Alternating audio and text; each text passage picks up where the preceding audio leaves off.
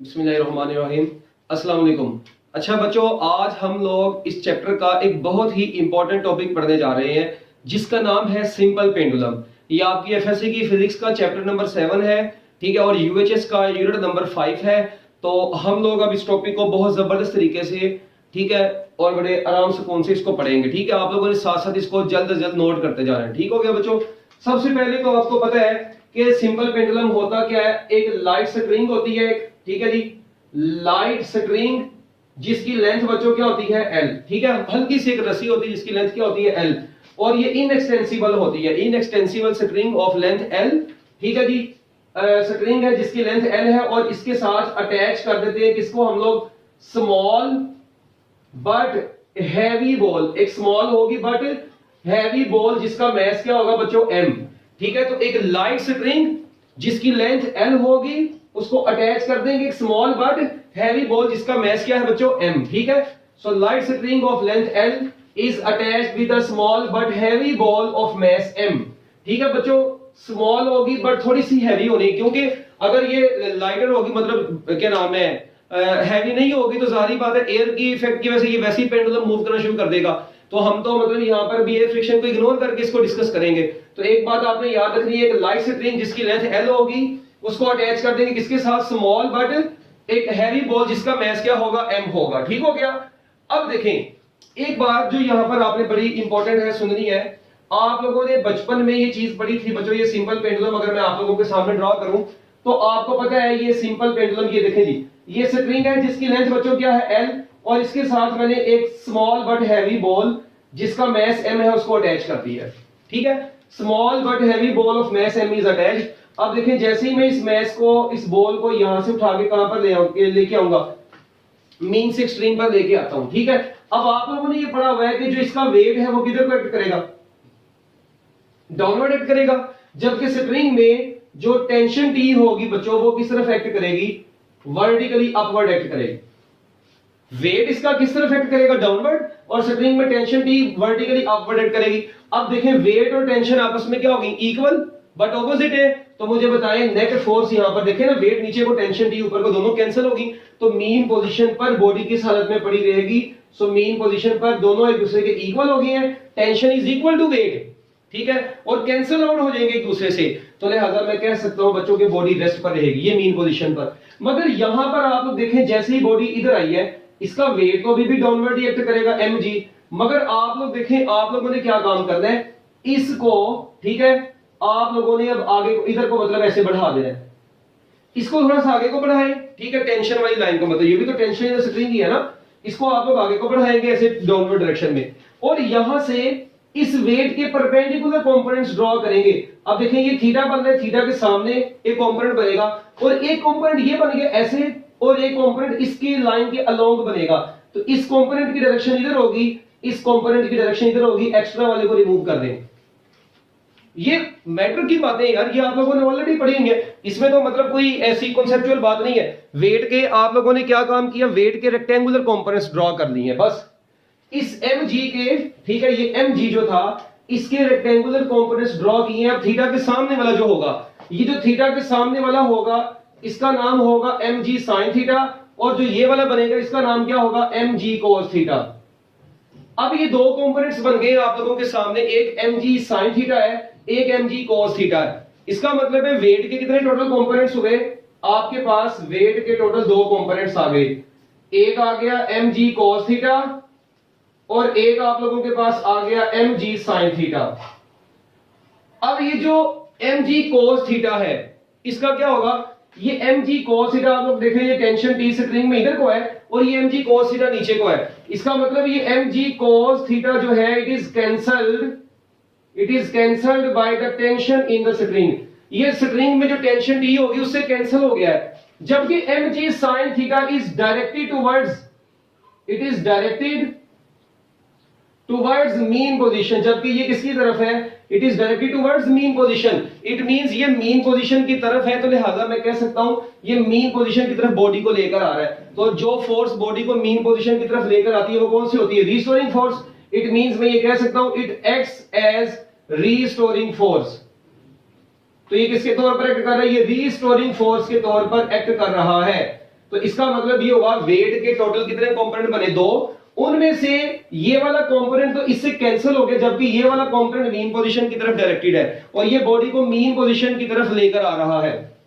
अब यहां पर इसका मतलब ये पेंडुलम ने तो ऐसे ऐसे मूव करना है, ठीक है, ये पेंडुलम ने तो ऐसे ऐसे वाइब्रेट करना है, तो इसको इधर को कौन लेके आ रहा है? mg sin theta. So mg sin theta is directed towards mean position, so it acts like restoring force. और आपको पता है कि इसका मतलब है, मैं कह सकता हूं अब यहां पर एक एमसीक्यू बड़ा इंपॉर्टेंट बनता है।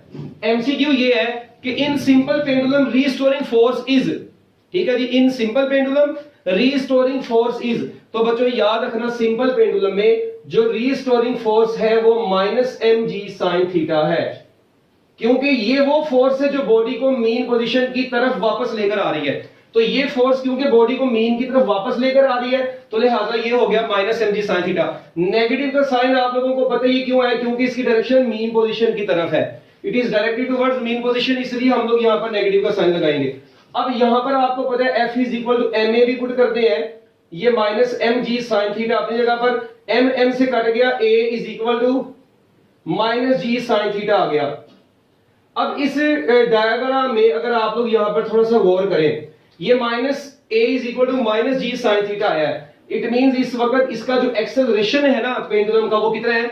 -g sin थीटा है। अगर हम लोग यहां पर एक मतलब क्या नाम है, ये आपको पता है ये एंगल है, ये भी एंगल ये यहां पर एक्चुअली, अगर हम लोग यहां पर s is equal to r theta वाला फार्मूला लगाए, एक बात याद रखना, सिंपल पेंडुलम में जो लेंथ ऑफ द स्ट्रिंग होती है ना वो सर्कल का, वो देखें लेंथ ऑफ द स्ट्रिंग ये है ना, मतलब length of the pendulum total, तो वो एक्चुअली इस पूरे सर्कुलर पाथ का रेडियस बनेगी। इसका मतलब है थीटा इज इक्वल टू क्या होता है? एस आप लोगों को पता है स्मॉल एंगल्स पर साइन थीटा जो होता है वो थीटा के बराबर होता है और थीटा जो होता है वो एल ओवर आर होता है। यहां पर एल से मुराद लेंथ ऑफ द पेंडुलम है, ठीक है, arc length S over R, theta is equal to S over R, ये लिख लें, थीटा इज इक्वल टू होता है एस ओवर आर। अब आर्क लेंथ को यहां पर हमारी बुक वाले ने ना इसको एक्स बोला है, आर्क लेंथ को बच्चों क्या बोला है? एक्स बोला है, और रेडियस ऑफ द जो ये सर्कुलर पाथ बन रहा है, इसका जो पाथ बन रहा है उसका जो रेडियस होगा वो सिंपल पेंडुलम की लेंथ ही बनेगी। तो इसका मतलब है मैं अगर इसको, ठीक है, ये पूरी चीज को x ओवर l को इधर पुट कर दूं तो बच्चों a इज इक्वल टू कितना आता है? -g x over l। तो यहां से मैं ये कह सकता हूं a is equal to -g over l into x। अब a कितना आ गया? -g over l into x। अब मुझे बताएंगे g भी कांस्टेंट है, l भी कांस्टेंट है, तो बच्चों मैं लिख सकता हूं a is equal to minus constant into x। हाँ जी, ऐसे लिख सकता हूं कि acceleration is equal to minus constant into x, और वैसे भी लिख सकता हूं acceleration is directly proportional to displacement and it is always directed towards mean position. So we can say that के सिंपल पेंडुलम, इट मींस यहां से ये पता चला कि सिंपल पेंडुलम का एक्सेलरेशन डिस्प्लेसमेंट के डायरेक्टली प्रोपोर्शनल है and it is always directed towards mean position. ठीक हो गया? तो बच्चों लिहाजा यहां पर, ठीक है, ये रिलेशन आपके सामने आ गया। It means simple pendulum performs simple harmonic motion. तो यहां से रिजल्ट का निकला सिंपल पेंडुलम परफॉर्म्स, ठीक है जी, simple pendulum performs simple harmonic motion. एक तो ये बात आप लोगों के सामने आ गई, इसको जल्दी जल्दी नोट कर लें।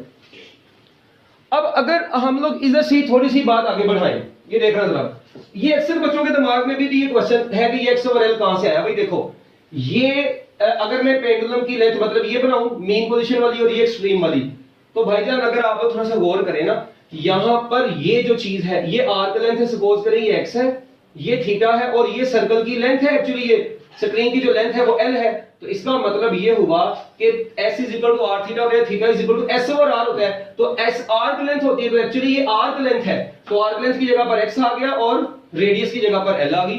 ठीक है, तो ये बन गया x ओवर l। ओके, अब मेरे ख्याल इसमें कोई प्रॉब्लम नहीं है। तो आप लोगों को थोड़ा सा यहां से गौर करें।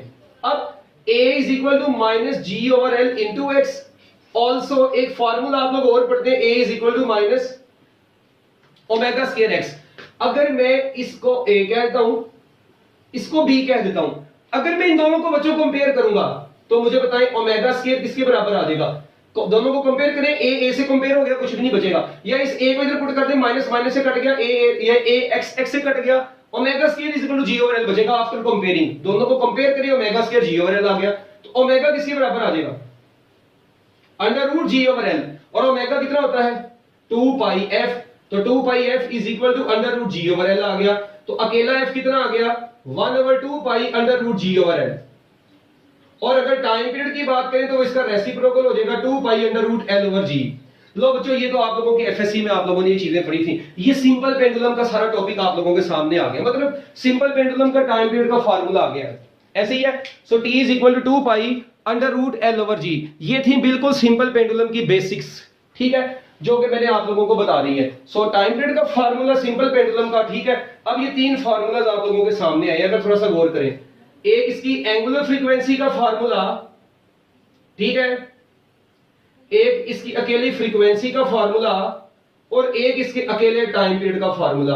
तो बच्चों टोटल आपके पास तीन फार्मूलाज आ गए हैं, ठीक है, एंगुलर फ्रीक्वेंसी, फ्रीक्वेंसी और टाइम पीरियड। अब थोड़ी सी बात को आगे लेकर चलते हैं। अब आप लोगों ने यहां से एक चीज मुझे बतानी है कि सिंपल पेंडुलम की time period, frequency, angular frequency, तीनों फार्मूलाज आ गए। एक चीज यहां से पता चल गई कि टाइम पीरियड हो या फ्रीक्वेंसी किस किस चीज पर डिपेंड करती है, इसकी डिपेंडेंस किस चीज पर है, ठीक है जी, और इंडिपेंडेंट ये किस किस चीज के ऊपर है। ये अक्सर बड़ा इंपॉर्टेंट एमसीक्यू ये पूछा जाता है। तो एक बात याद रखना, सिंपल पेंडुलम का टाइम पीरियड जो डिपेंड करता है बच्चों, ये डिपेंड करता है सिर्फ और सिर्फ लेंथ एंड जी पर।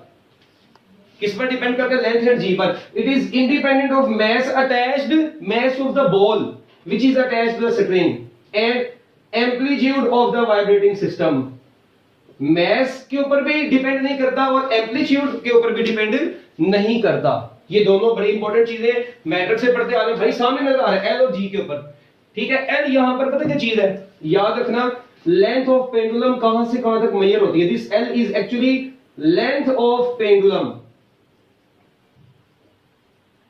ठीक है जी, ये लेंथ ऑफ द पेंडुलम है। और ये length of pendulum actually define किसको करती है, ये बड़ी इंपॉर्टेंट चीज है, ये देखना। अच्छा, ये लेंथ ऑफ पेंडुलम को डिफाइन करने से पहले ना एक चीज आ गई दिमाग में अभी भी। आप लोग देखें, ये मैंने फार्मूला लिखा है F R is equal to minus M G sine theta. मैंने एक मतलब बोर्ड के पेपर अपना के नाम है, बोर्ड के पेपर में भी देखा, मतलब एंट्री टेस्ट के भी कई पेपर्स में एमसीक्यू देखा इसको। आता ये किस तरीके से है, आप लोगों से सवाल पूछा जाता है कि in simple pendulum restoring forces, option लिखी होती है positive M G sine theta, minus M G sine theta. तो बेस्ट आंसर क्या होगा, minus M G sine theta. अगर पूछा जाए मैग्नीट्यूड ऑफ रीस्टोरिंग फोर्स, फिर positive M G sine theta होगी। अकेले रीस्टोरिंग फोर्स बच्चों क्या होगी, minus M G sine theta. Magnitude of restoring force कितनी होगी, हाँ जी, अकेले रीस्टोरिंग फोर्स क्या है, M G sine theta, minus M G sine theta. But magnitude of restoring force वो क्या होगी बच्चों, वो एम जी साइन थीटा होगी अकेली, ठीक है। ये नहीं, इसको अब मैं कर रहा हूं इरेज। अब मुझे ये बताओ कि इसका मतलब है, क्योंकि time period of simple pendulum की बात हो रही है तो पहले इसी की बात कर लें, इससे डिफरेंट टाइप के एमसीक्यूज आते हैं। मुझे ये बताएं लेंथ ऑफ पेंडुलम से क्या मुराद है। याद रखना, लेंथ ऑफ पेंडुलम से मुराद ये होता है, आपने ये सपोज करें, देखिए मैं आपको कॉन्सेप्ट बता देता हूं। आप लोगों ने बच्चों ये स्प्रिंग है और ये बॉल है, ऐसे हैंग कर दी है। इस स्ट्रिंग जहां से इसको बांधा है वहां से लेकर ना ये स्ट्रिंग के सेंटर तक, यहां तक जो टोटल लेंथ बनती है ना बच्चों, ये वाली, this is known as length of pendulum. और आप लोग देख रहे हैं यानी पेंडुलम की लेंथ सिर्फ इतनी नहीं है, जहां तक रस्सी है वो, और उसके बाद ये डिस्टेंस भी तो ऐड हो रहा है उसमें। और ये डिस्टेंस एक्चुअली कहां तक होगा बच्चों, ये उस पॉइंट तक होगा सीओजी। सीओजी बोलते हैं सेंटर ऑफ ग्रेविटी तक, बॉल के सेंटर ऑफ ग्रेविटी से लेकर जहां पर रस्सी को बांधा है उस तक की टोटल लेंथ को लेंथ ऑफ पेंडुलम बोलते हैं। वेरी इंपॉर्टेंट कॉन्सेप्ट, और इससे रिलेटेड मैं एमसीक्यू दूंगा भी। इसके पेंडुलम के सेंटर ऑफ ग्रेविटी से लेकर जहां पे इसको बांधा है वहां तक की टोटल लेंथ क्या कहलाती है, लेंथ ऑफ पेंडुलम कहलाती है। नोट कर लेना इसको, distance from point of suspension, distance from point of suspension to the centre of gravity of the ball, ठीक है। पॉइंट ऑफ सस्पेंशन से लेकर सेंटर ऑफ ग्रेविटी तक के डिस्टेंस को लेंथ ऑफ द पेंडुलम बोलते हैं, ओके। और यूजुअली ये सेंटर ऑफ ग्रेविटी अगर सेंटर में लाई करेगा तो सेंटर का डिस्टेंस ये रेडियस होगा, तो radius of the ball plus length of the string is equal to length of pendulum, ठीक हो गया। तो ये लेंथ ऑफ पेंडुलम बन जाएगी। इसको जरा नोट कर दे जल्दी जल्दी मिनट लगा के।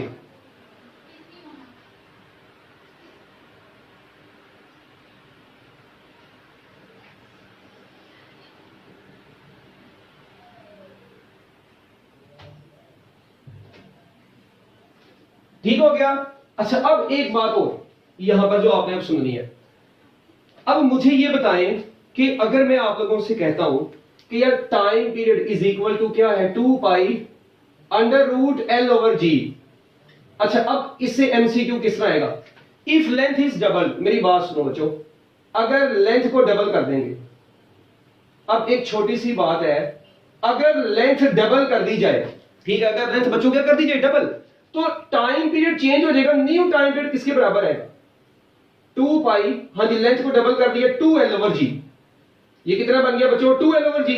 न्यू टाइम पीरियड आएगा, मैं टी प्राइम लिख दिया। अच्छा क्या बच्चों मैं इसको ऐसे लिख सकता हूं, under root 2 into under root l over g. तो बच्चों अंडर रूट 2 को शुरू में ले आए, बाकी बच जाएगा 2 pi under root l over g. और ये जो चीज होगी तो नया टाइम पीरियड बच्चों किसके बराबर आ गया? Under root 2 times old time period. It means if length is doubled, new time period will become under root 2 times T. ये लो, तो जो न्यू टाइम पीरियड आएगा बच्चों वो कितना आएगा? Under root 2 times T. अब ये पेपर में करने ना बैठ जाना, वहां पे थोड़ी इसको करने बैठ जाना आप लोगों ने। वहां पर आप लोगों ने कैसे करना है, आप लोग देखें, वहां पर आप लोगों ने इसको ऐसे करना है। बस एक तरीका से याद रख लें कि टाइम पीरियड का अंडर रूट लेंथ के साथ डायरेक्ट रिलेशन है, बात खत्म। लेंथ को जितना मर्जी बढ़ा दें, लेंथ को जितने टाइम्स भी बढ़ाया है उसका under root times time period increase करेगा। लेंथ को डबल किया, आंसर आ जाएगा अंडर रूट 2 टाइम्स। लेंथ को 3 टाइम करेंगे, अंडर रूट 3 टाइम्स। लेंथ को 4 टाइम्स करेंगे, under root 4 which is equal to 2। Length को 5 टाइम्स कर देंगे तो under root 5 times time period increase कर जाएगा। लेंथ को जितने टाइम्स बढ़ाएंगे टाइम पीरियड उतने टाइम्स बढ़ जाएगा। बस ये बात आप लोगों ने याद रखनी है। ठीक हो गया बच्चों? तो एक तो ये चीज होगी, लेंथ जितने टाइम्स बढ़ाएंगे टाइम पीरियड उसके हिसाब से उतने टाइम्स बढ़ जाएगा अंडर रूट के हिसाब से। बस ये आप लोगों ने ध्यान में रखना है।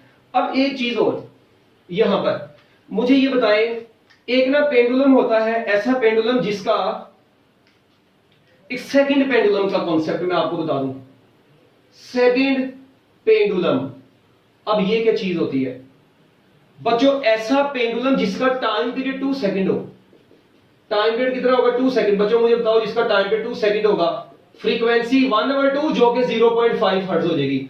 और बच्चों जब आप लोग इसकी लेंथ कैलकुलेट करते हैं ना तो वो 0.99 अप्रोक्सीमेटली आती है, इतने मीटर आती है अप्रोक्सीमेटली। ठीक है, अब ये देखें, ये 0.99 मीटर है। ऐसा पेंडुलम जिसका टाइम पीरियड 2 सेकंड हो, भी आई कहां से? ओ भाई ये टाइम पीरियड का फार्मूला नजर आ रहा है, 2 √L ओवर जी। अगर मैं दोनों साइड पर स्केयर ले लूं तो टी स्केयर बराबर आ जाएगा 4 pi square l over g आ जाएगा ना। अगर आप लोग थोड़ा सा गौर करें, T square is equal to 4 pi square l over g. तो बच्चों यहां से आप लोग सिर्फ एल निकालनी है, जी को उधर ले लें, तो L is equal to G T square over 4 pi square. So this is the formula to calculate length of the simple pendulum. तो बच्चों आप लोग टाइम पीरियड यहां पर 2 सेकंड पुट करें, आप लोगों के पास सेकंड पेंडुलम की लेंथ आ जाएगी। तो ये जो लेंथ आई है 0.99 मीटर आई है। तो याद रखना, अब एक मरतबा पेपर में एमसीक्यू आया, ठीक है, एमसीक्यू क्या आया? एमसीक्यू था जी time period of second pendulum, time period of second pendulum on moon is equal to, on moon is equal to, बच्चों मून पर सेकंड पेंडुलम का टाइम पीरियड क्या होगा? A B C D. Option है, पहली है 2 सेकंड, दूसरी है अंडर रूट 6 सेकंड, ठीक है, तीसरी है अंडर रूट 6 सेकंड और चौथी है 2/√6 सेकंड। अब ये आप लोगों के पास आ गई है वैल्यूज। हाँ जी, time period of second pendulum, ठीक है, सवाल दोबारा सुन लें। Time period of second pendulum on moon is equal to, moon पर सेकंड पेंडुलम का टाइम पीरियड क्या होगा? ओ भाई मेरी बात सुनो, मैंने सवाल में बोल दिया खुद कि सेकंड पेंडुलम, तो यहां से पहले चीज तो खुद क्लियर होगी कि भाई बेशक मून पे, जियोपीटर पे या अर्थ पे है, अगर वो है सेकंड पेंडुलम है तो उसका टाइम पीरियड कितना रहेगा? 2 सेकंड ही रहेगा। ठीक है, एक ये बात इसको नोट कर ले। तो इसका आंसर कितना है बच्चों? 2 सेकंड। मगर अगर मैं आप लोगों को सवाल कुछ ऐसे देता हूं, मैं कहता हूं जी if second pendulum if second pendulum is shifted to moon from earth. बच्चों अगर सेकंड पेंडुलम को शिफ्ट कर दिया जाए, ठीक है जी, मून पर, कहां से, अर्थ से, ठीक है, then time period will become, बच्चों अब बताएं टाइम पीरियड कितना हो जाएगा, ठीक है। अब ऑप्शंस क्या है आप लोगों के पास, सेम वही ऑप्शन है। 2 सेकंड हो जाएगा, √2, 2 √6, 2 √6 सेकेंड, ठीक है। फिर चार्ली ऑप्शन लिख ले अकेला √6 सेकेंड, और डेल्टा ऑप्शन आपकी बनेगी कितनी, 2/√6 सेकेंड। लो जी, अब आप लोगों ने मुझे यह बताना है कि अब इनमें से क्या आंसर बनेगा। अब देखिए मैंने आप लोगों को दोनों केस बता दिए हैं, इसका जरा आंसर सोच लें अब।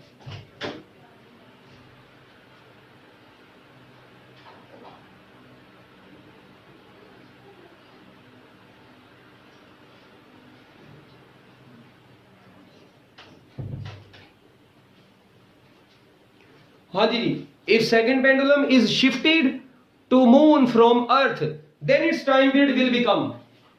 अब दोनों डिफरेंट हो गए ना कॉन्सेप्ट। अब एक बात सुनना जरा यहां पर गौर से, अगर सेकंड पेंडुलम को मून पर शिफ्ट कर देंगे ना, तो फिर इसका जो माहौल है वो सारा का सारा चेंज हो जाएगा। अब ये कैसे करेंगे इसको, आप लोगों ने एक चीज याद रखनी है, उस सवाल में और इस सवाल में मेरा फर्क तो चल गया होगा। एक है कि मतलब सेकंड पेंडुलम मून पर है, उसका टाइम पीरियड तो भाई वो सेकंड पेंडुलम कहलाएगा उस वक्त जब उसका टाइम पीरियड 2 सेकंड है। मगर अगर किसी सेकंड पेंडुलम को अर्थ से मून पर ले जाएंगे, उस वक्त उसके टाइम पीरियड में चेंज आ जाएगा, ठीक है। हाँ, अगर मून पर जाके बना रहे हैं फिर तो 2 सेकंड ही रहेगा। अब ये देखें, अब हम लोग क्या काम करेंगे, ऑन मून।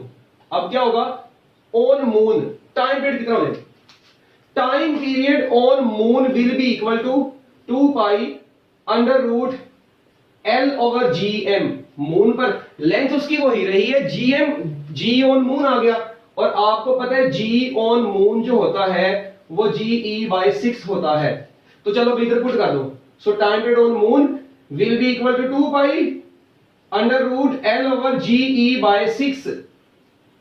बच्चों ये आ गया आपके पास L/GE/6। ये 6 है, क्या मैं इसको ऐसे लिख सकता हूं, √6L/GE। मैं √6 को बाहर निकाल लेता हूं वैसे ही यहां से। तो बच्चों देखो, जब मैं इसको बाहर निकालूंगा तो T = 2 √6 आ गया, ये मून आ गया √6, साथ में बच गया 2π√L/GE। तो बच्चों ये जो टाइम पीरियड ऑन मून है वो √6 times time period on earth आ गया। अब ये जो फाइनल फार्मूला आप लोगों के पास आया है ना कि टाइम पीरियड ऑन मून, ये आया है √6 टाइम्स टाइम पीरियड ऑन अर्थ। बस अब मुझे बताएं, क्या ये जब शिफ्टिंग होगी ये उस वक्त होगा जब मून टू, आप लोग अर्थ से मून पर ले गए हैं, तो आप देखिए टाइम पीरियड ऑन अर्थ कितना होता है, यूजुअली ये आपको पता है कितना होता है बच्चों, 2 सेकंड होता है। तो जब ये 2 सेकंड होगा तो आपका आंसर कितना आ जाएगा, 2/6 second. So this is your final answer. हाँ जी, तो मेरा ख्याल है अब आप लोगों को ये चीज वैसे ही समझ आ गई होगी कि time period of second pendulum on earth on moon, ठीक है। इसको अब हम लोग कैसे कैलकुलेट करते हैं, इसको जरा नोट कर ले, शाबाश, जल्दी जल्दी मिनट लगा के। ये बहुत आसान सा टॉपिक है तो इसको नोट करें, हरी अब जल्दी जल्दी जरा। अब इसके बाद हम लोग आगे चलेंगे बच्चों, ये अभी पेंडुलम की बात हो रही है सारी। अब एक ना सिंपल पेंडुलम, अब आगे हेडिंग बनाए, simple pendulum in an elevator. अगर सिंपल पेंडुलम को किसी एलिवेटर में लगा दिया जाए, एलिवेटर की छत के साथ आपने उसको हैंग कर दिया है, ठीक है। अब इधर डिफरेंट केस बनेंगे। पहला केस क्या बनेगा, पहला केस बनेगा elevator at rest, elevator is at rest, ये पहला केस है, ठीक है। दूसरा इसका केस है elevator is moving upward, elevator is moving upward with an acceleration a। Elevator जब ऊपर को जा रही थी एक्सेलरेशन a के साथ,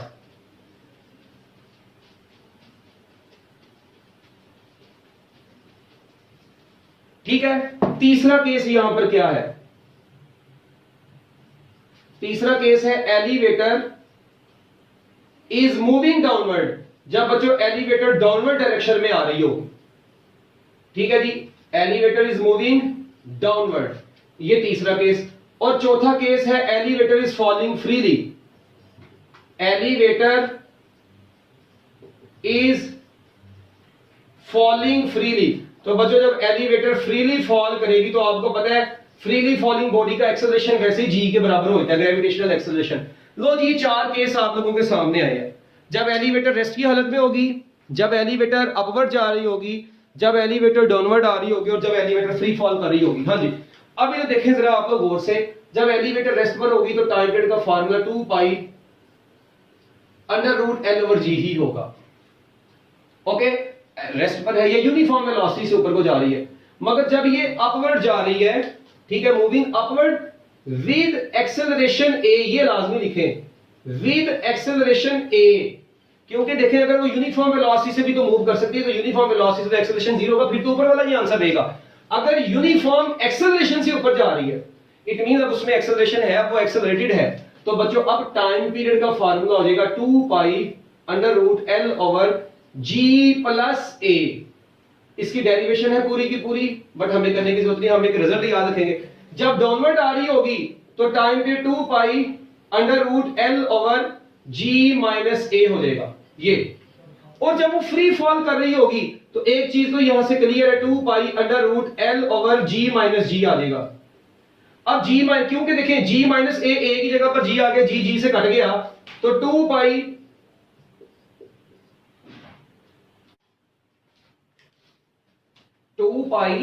under root l over g से बच्चों कट गया, क्या बच गया? जी से कट गया तो 0 बच गया। और आपको पता है समथिंग ओवर 0 अनडिफाइंड होता है, तो पूरी चीज क्या बन जाएगी? अनडिफाइंड बन जाएगी। इसका मतलब है जब एलिवेटर फ्री फॉल कर रही होती है बच्चों, तो फ्री फॉलिंग कंडीशन में उसका टाइम पीरियड कितना हो जाएगा? उसका टाइम पीरियड अनडिफाइंड हो जाएगा। ठीक है, तो लो जी बच्चों, टाइम पीरियड हो गया अनडिफाइंड। अब एक बात सुनिए, मैं एमसीक्यूज देखता हूं ना, जब सवाल किस तरीके से आता है। उसने पूछा होता है पेपर में सवाल, when elevator is at rest original time period is T. Okay, अभी टाइम पीरियड टी है, फ्रीक्वेंसी एफ है। जब एलिवेटर ऊपर को जा रही है, अब ये ओवरऑल फैक्टर क्या हो गया है? बढ़ गया है। इस ओवरऑल फैक्टर के बढ़ने से टाइम पीरियड क्या हो जाएगा? डिक्रीज। तो एक बात यहां से समझ आ गई कि टी डिक्रीज कर गया। तो बच्चों जब एलिवेटर ऊपर को जाती है तो उसके अंदर लगे हुए सिंपल पेंडुलम का टाइम पीरियड डिक्रीज होता जाता है, टाइम पीरियड डिक्रीज होता जाता है। और जब एलिवेटर डाउनवर्ड आ रही है, टाइम पीरियड डिक्रीज कर रहा है, इट मींस फ्रीक्वेंसी क्या करती जा रही है? इंक्रीज करती जा रही है। फ्रीक्वेंसी इंक्रीज करने से मुराद है कि ऑसिलेशंस इंक्रीज करती जा रही हैं, उसकी ऑसिलेशंस इंक्रीज करती जा रही है, ऑसिलेशन बढ़ती जा रही है, ज्यादा तेजी से ऑसिलेट करना शुरू कर देगा सिंपल पेंडुलम। और इसी तरह आपके दिल की धड़कनों की फ्रीक्वेंसी भी क्या होना शुरू होती है? बढ़ना शुरू होती है। जबकि इधर जब एलिवेटर डाउनवर्ड आ रही होती है तो ओवरऑल एक्सेलरेशन जी में से ये एक्सेलरेशन माइनस हो गया है।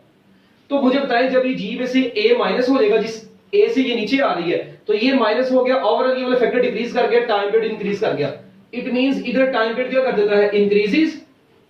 जब टाइम पीरियड इंक्रीज कर देगा तो फ्रीक्वेंसी आप लोगों को पता है डिक्रीज कर जाएगी। फ्रीक्वेंसी डिक्रीज से मुराद है कि ऑसिलेशंस क्या हो जाएंगी बच्चों? ऑसिलेशंस रिड्यूस हो जाएंगी, सिंपल पेंडुलम की ऑसिलेशन कम होना शुरू हो जाएगी। ओके, और उसके बाद इधर क्या है? टाइम पीरियड इंफिनिटी हो गया है, तो बच्चों फ्रीक्वेंसी क्या हो जाएगी? 0 हो जाएगी और पेंडुलम वैसे स्टॉप हो जाएगा।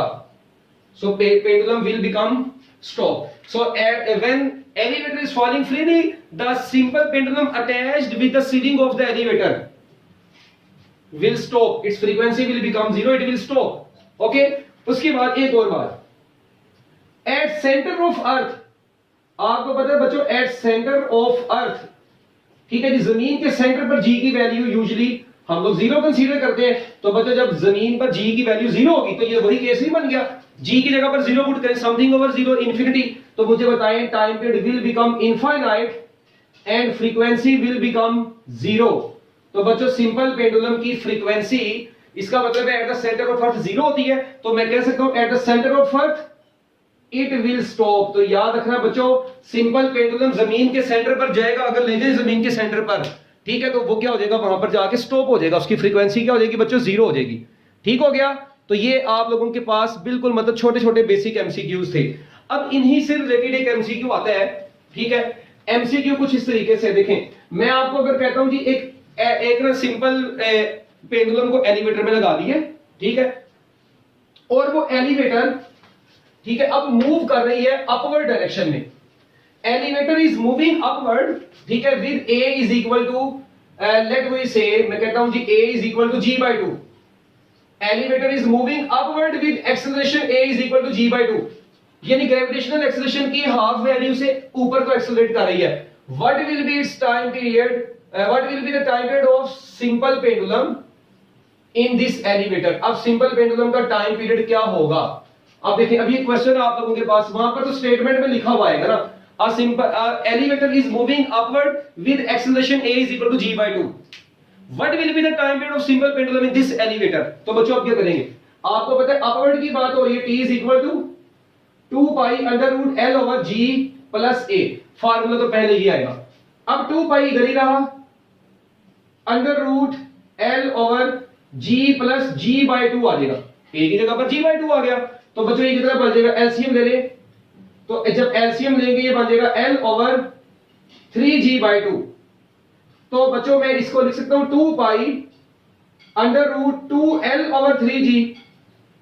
क्या ख्याल, 2 ऊपर चला गया, l से मल्टीप्लाई हो गया, 2l over 3g आ गया। ठीक है, अब ये देखें, मैं इसी को 2/3 को बाहर निकाल देता हूं अभी 2 मिनट के लिए, 2 मिनट के लिए बल्कि पक्का पक्का इसको यहां से, ये देखें, ये t प्राइम किसके बराबर आ गया बच्चों, t प्राइम बराबर आ जाएगा 2/3 का अंडर रूट बाहर निकाल लें, बाकी बचेगा 2 pi under root l over g। अब 2 pi under root l over g कितना होता है, ये आपको पता है ओरिजिनल टाइम पीरियड है। तो बच्चों जो नया टाइम पीरियड आया, ये ओरिजिनल टाइम पीरियड का अंडर रूट 2/3 आ गया है। So this is the time period. ठीक है जी, t prime is equal to under root 2/3। तो बच्चों ये था आप लोगों का एक छोटा सा एमसीक्यू भी साथ ही इसके। इसी तरह अगर मैं आपको डाउनवर्ड का केस दे देता, किसका केस दे देता, अपवर्ड का दिए, डाउनवर्ड का देता, तो बच्चों ये g माइनस a की जगह पर g/2 आ जाना था, तो g में से g/2 माइनस होना था, तो g/2 ही बचना था, तो time period under root 2 times आ जाना था, वो बढ़ देना था, ये डिक्रीज कर गया है। ओके बच्चों, तो ये है जी आप लोगों का सिंपल पेंडुलम का मतलब simple pendulum in an elevator. Second pendulum क्या होता है, ये सारा कुछ मैंने आपको अब बता दिया। ठीक है, इसको अब जरा आप लोग कर ले नोट, बल्कि नोट तो मैंने कर लिया है। ठीक है, अब चलते हैं थोड़ा सा मजीद, अभी इसको ना आगे लेकर चलते हैं। अब इधर से ना अभी 2-3 पॉइंट और हैं जो मैंने आपको बताने हैं, जो हर रिपीटर बच्चे की कंफ्यूजन में आते हैं, हर इंप्रूवर बच्चे के दिमाग में सवाल आता है। ये देखें, एक तो ये क्वेश्चन हो गया, दूसरा मैं आपको कहता हूं यार एक ना सिंपल पेंडुलम, ठीक है जी, ये ट्रेन है ऐसे, this is a train, let we say beautiful train है ये, ठीक है, ऐसे इस ट्रेन में एक सिंपल पेंडुलम लगा हुआ है ऐसे। ठीक हो गया बच्चों, ये सिंपल पेंडुलम लगा हुआ है और ये ट्रेन आगे को जा रही है इस डायरेक्शन में। अब ट्रेन अपने एक एक्सेलरेशन a के साथ आगे को जा रही है, यूनिफॉर्म एक्सेलरेशन के साथ मूव करती जा रही है। बताएं इस ट्रेन में लगे हुए सिंपल पेंडुलम के टाइम पीरियड का फार्मूला क्या होगा। अब टाइम पीरियड का फार्मूला आपको पता है, टाइम पीरियड इन ट्रेन किसके बराबर आएगा, 2 pi under root l over g। मतलब ट्रेन तो बस मैं जनरली लिख देता हूं t is equal to pi under root l over g। अब मुझे एक बात बताएं, क्या यहां पर जो g होगा, ठीक है, वो वही रहेगा, नहीं, यहां पर बच्चों याद रखना ये g प्राइम जो इफेक्टिव g होगा वो क्या होगा, 2 पाई ये अंडर रूट l ओवर, इधर जो आएगा ना g की जगह पर वो g प्राइम वो क्या आएगा, इधर देखना जरा आप लोग गौर से, ये आप लोग देखें इस वक्त इसके पेंडुलम का अपना g तो किधर को होगा, नीचे को होगा, मगर ये पेंडुलम आगे को जा रहे हैं, इसका एक्सेलरेशन ये इधर होगा। तो बच्चों time period is equal to pi under root l over g। तो जो नया यहां पर आप लोग देखें ये दोनों एक दूसरे के परपेंडिकुलर है, a इधर g इधर, तो कौन सा पुट करें, a या g, हम लोग कोई भी नहीं पुट करेंगे, हम लोग इन दोनों में से कोई भी नहीं, बल्कि इनका ये रिजल्टेंट पुट करेंगे। यहां पर क्या पुट करेंगे, इनका जो रिजल्टेंट आएगा ना बच्चों वो पुट करेंगे। तो मुझे बताएं ये जो रिजल्टेंट आएगा इनका रेक्टेंगुलर, वो पाइथागोरस थ्योरम लगाएं, a square plus g square नहीं आ जाएगा। इट मींस जो इनका टाइम पीरियड होगा उसके फार्मूले में जो नीचे आएगा वो a square plus g square आ जाएगा। ये so this is the formula to calculate time period in train. सो ये टाइम पीरियड इन ट्रेन। अब जिस भी एक्सेलरेशन से ट्रेन मूव कर रही है, a इज इक्वल टू जी दे दूं, कुछ भी दे दूं, अब a की वैल्यू दे दूं आप लोगों को, तो आप लोग उसको सोल्व करके फाइनली आंसर निकाल लेंगे। लो जी बच्चों, ये था आप लोगों का एक छोटा सा क्वेश्चन इसके हवाले से भी। इसके बाद एक और क्वेश्चन है, लास्ट क्वेश्चन सिंपल पेंडुलम से रिलेटेड, फिर आगे चलेंगे। अगर एक सिंपल पेंडुलम की कह लें कि यहां पर ना एक सिंपल पेंडुलम है, ठीक है। सवाल पहले ये सुन लेना, सवाल ये है, एक सिंपल पेंडुलम के साथ आप लोगों ने एक बॉल लगाई है और उस बॉल को मरकरी से फिल कर दिया है, फिल्ड विद मरकरी, और इसको ऑसिलेशन पर सेट करके इसके अंदर एक होल कर दिया, उस होल से मरकरी ड्रेन आउट होती जा रही है। ये ऑसिलेट कर रहा है सिंपल पेंडुलम, ऐसे ऐसे ये ऑसिलेट कर रहा है। ड्यूरिंग इट्स ऑसिलेशंस बच्चों मरकरी ड्रेन आउट होती जा रही है, मरकरी नीचे गिरती जा रही है, ठीक है। अब मुझे ये बताएं, जैसे जैसे मरकरी इसके अंदर से निकलती जाएगी, इसके टाइम पीरियड के ऊपर क्या फर्क पड़ेगा? जैसे जैसे मरकरी नीचे निकलती जा रही है, क्या इसका टाइम पीरियड वही रहेगा? अक्सर बच्चे कहते हैं time period will remain same, क्योंकि कहते हैं 2 pi under root l over g होता है, ना लेंथ चेंज हो रही है ना जी चेंज हो रहा है। मगर जिस बच्चे ने ये लेक्चर सुन लिया उसको पता चल गया कि यहाँ पे लेंथ चेंज हो रही है। कैसे लेंथ चेंज हो रही है? ओ भाई, मैंने आपको बिल्कुल स्टार्टिंग में बताया था, सपोज करें ये अगर मरकरी से ये फिल है, सपोज करें यहां तक ये फिल है इस वक्त, ठीक है। उसके बाद कुछ देर बाद क्या हो रहा है, इधर मैं कुछ पोजीशन शो कर देता हूं पहले, ठीक है। ये मैं 4 पोजीशंस को बस शो कर देता हूं, अभी ज्यादा नहीं शो कर रहा। क्या होता जा रहा है, आप लोग देख रहे हैं मरकरी का लेवल कम होता जा रहा है, मरकरी का लेवल कम होता जा रहा है। एक वक्त है मरकरी बिल्कुल जीरो हो गई। अब मुझे ये बताएं, इधर देखें जरा, आप लोगों को मैंने बताया था जब मरकरी का लेवल फिल्ड होगा तो सेंटर ऑफ ग्रेविटी कहीं यहां पर होगा, तो बच्चों यहां से यहां तक पेंडुलम की लेंथ एल होगी। मगर जब ये मरकरी का लेवल नीचे हो जाएगा, सेंटर ऑफ ग्रेविटी लो हो जाएगा, सेंटर ऑफ ग्रेविटी के लो होने से लेंथ बढ़ जाएगी। सेंटर ऑफ ग्रेविटी यहां पे पहुंचा, सेंटर ऑफ ग्रेविटी और लो हुआ, लेंथ और बढ़ गई। और यहां पर जब मरकरी सारी निकल गई तो सेंटर ऑफ ग्रेविटी दोबारा सेंटर में आ गया। जब सेंटर ऑफ ग्रेविटी दोबारा सेंटर में आ गया तो लेंथ पहले से डिक्रीज कर गई। आप लोग देखें इधर से इधर तक क्या हुआ है, और फिर इधर से इधर तक आप लोग देखें सेंटर ऑफ ग्रेविटी लोअर होता जा रहा है, और इधर सेंटर ऑफ ग्रेविटी दोबारा हाई हो गया, अचानक ही दोबारा सेंटर में आ गया। तो बच्चों मुझे बताओ, जब सेंटर ऑफ ग्रेविटी लो होता जा रहा है तो यहां पर लेंथ क्या होती जा रही थी, बढ़ती जा रही थी। मगर यहां पर दोबारा लेंथ एकदम क्या कर गई है बच्चों, थोड़ी सी डिक्रीज कर गई है। इसका मतलब जब तक मरकरी निकल रही है उस वक्त तक क्या हो रहा है, लेंथ के बढ़ने से टाइम पीरियड बढ़ता जा रहा है। मगर उसके बाद जब लेंथ एकदम थोड़ी सी डिक्रीज कर गई है तो बच्चों टाइम पीरियड भी क्या कर जाएगा, डिक्रीज। तो इसका बेस्ट आंसर क्या होगा कि इट विल फर्स्ट इंक्रीज, पहले ये कुछ इंक्रीज करता है एंड देन डिक्रीजेस, और उसके बाद बच्चों ये क्या कर जाता है, डिक्रीज कर जाता है। तो आप लोग जब ये एमसीक्यू देखेंगे तो आपको कहीं पर भी ये ऑप्शन नजर आ गई तो आप लोगों ने ये ऑप्शन के ऊपर टिक कर देना है। So these are the concepts of simple pendulum. ये आपका सिंपल पेंडुलम से रिलेटेड कुछ कॉन्सेप्ट थे जो कि मैंने आप लोगों को बता दिए। उसके बाद आपको पता है जो जी होता है, g gravitational acceleration, g is maximum, zero और मिनिमम। हाँ जी, अब आप लोगों ने एक चीज का ख्याल रखना है, value of ji is maximum eight poles, जी की वैल्यू पोल्स पर मैक्सिमम होती है, zero at the centre of earth and minimum eight equators. Value of ji is maximum eight poles, minimum eight equators and zero at the centre of earth. तो मुझे ये बताओ, जब जी की वैल्यू मैक्सिमम इधर होगी तो आपको पता है टाइम पीरियड कहां पर मैक्सिमम होगा, t is equal to pi under root l over g. जहां पर जी मैक्सिमम होगा वहां पर टाइम पीरियड कम होगा।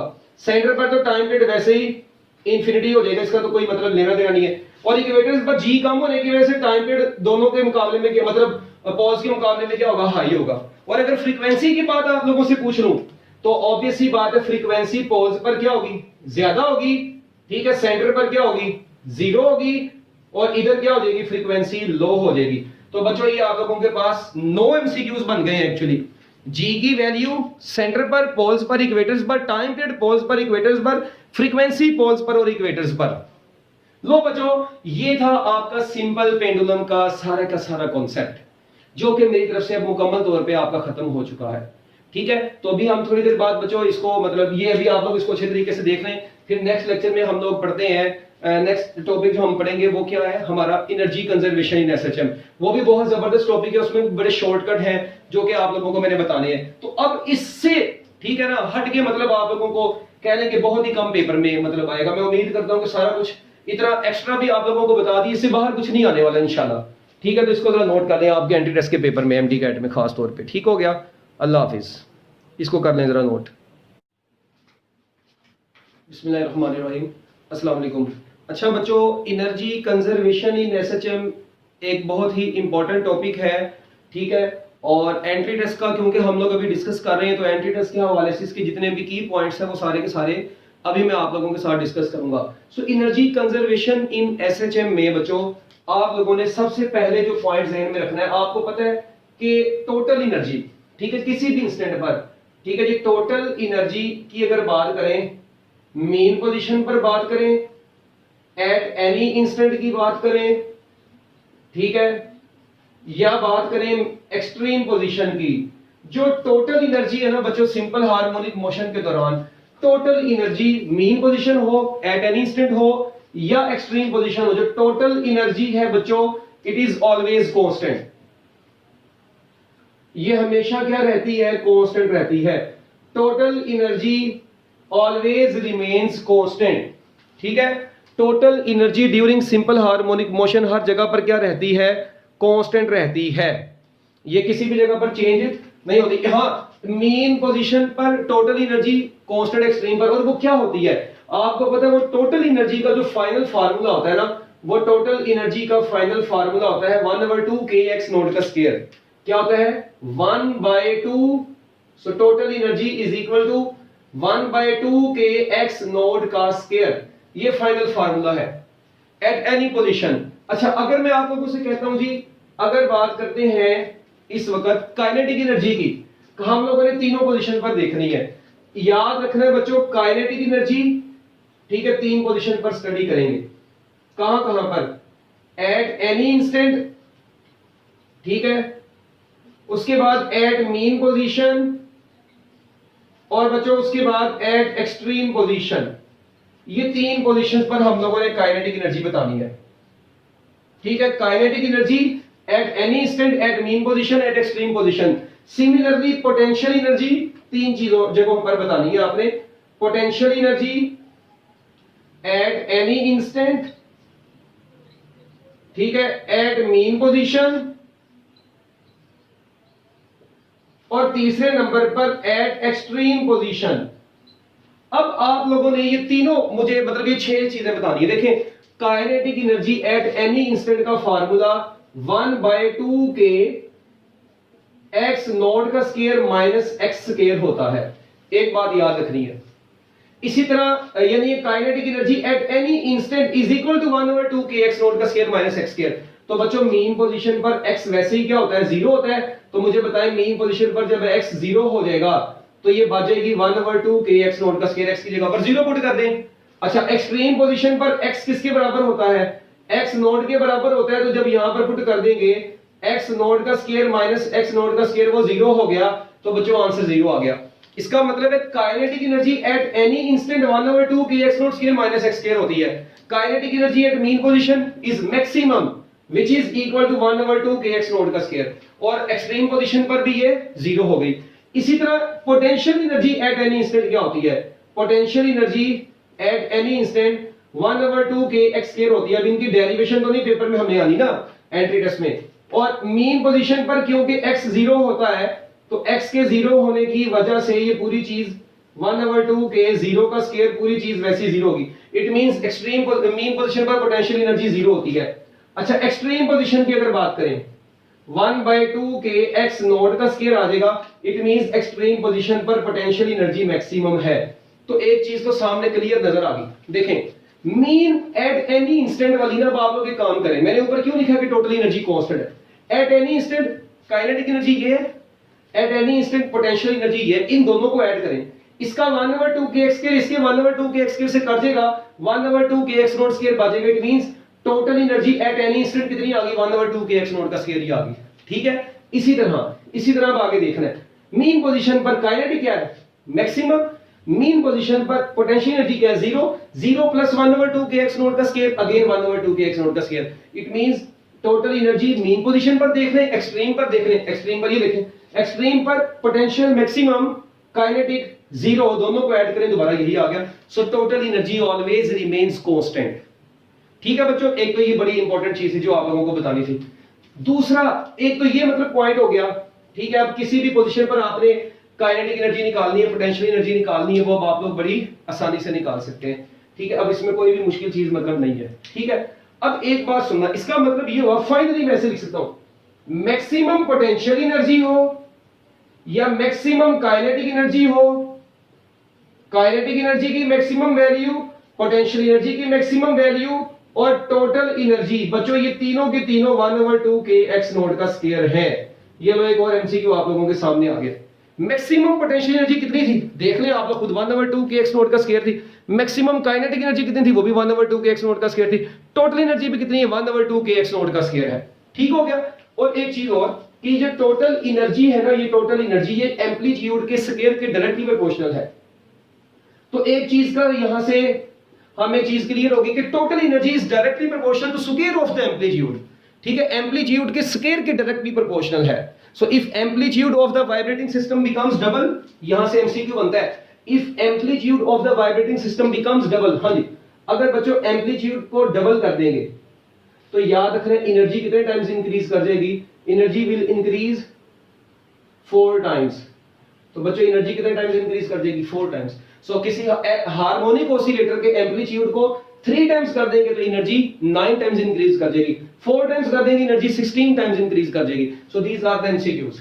मैं आपको कहता हूं यार, एक वाइब्रेटिंग सिस्टम है, उसका एम्पलीट्यूड 5 सेंटीमीटर है और एनर्जी जो है ना वो 10 जूल है। अगर ये E1 है और एम्पलीट्यूड है, अच्छा अगर एम्पलीट्यूड कितना हो जाए, 10 सेंटीमीटर हो जाए, एनर्जी कितनी होगी? अब आप लोग क्या काम करेंगे, आपको साफ नजर आ रहा है एम्पलीट्यूड 5 से 10 हुआ, डबल हुआ है। बच्चों एम्पलीट्यूड डबल होगा तो एनर्जी 4 गुना बढ़ जाएगी, तो आंसर आ जाएगा 40 जूल। तो आप लोग डायरेक्टली याद रखें भाई, इसको डबल करेंगे, आप लोग देखिए कितने टाइम्स बढ़ा है, जितने टाइम्स बढ़ा उसका स्क्वायर ले लें उतने टाइम्स एनर्जी बढ़ जाएगी विदाउट एनी कैलकुलेशन, ठीक है। आप लोग इसको बड़ी आसानी से कर सकते हैं, ठीक है। लो बच्चों, ये था आप लोगों का एनर्जी कंजर्वेशन से रिलेटेड छोटे छोटे कॉन्सेप्ट जो कि मैंने आप लोगों को बता दी है।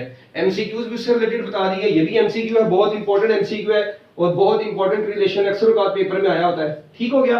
अच्छा अब एक चीज और, अब आप लोगों ने मैं अगर आप लोगों से बिल्कुल बेसिक चीजें पूछता हूं कुछ, मुझे ये बताइए, मैंने ना एक मरतबा पेपर में एमसीक्यू देखा, क्वेश्चन लिखना जरा, इफ, ठीक है, बहुत जबरदस्त एमसीक्यू लिखें, if kinetic energy is equal to 2 times potential energy, अगर काइनेटिक एनर्जी पोटेंशियल एनर्जी का डबल हो जाए, ठीक है, कितना हो जाए, डबल हो जाए, then x will be what, यानी at what displacement from the mean position kinetic energy will become double of potential energy, किस पोजीशन पर काइनेटिक एनर्जी पोटेंशियल एनर्जी का डबल हो जाएगी, at what displacement from the mean position kinetic energy becomes equal to potential double of potential energy।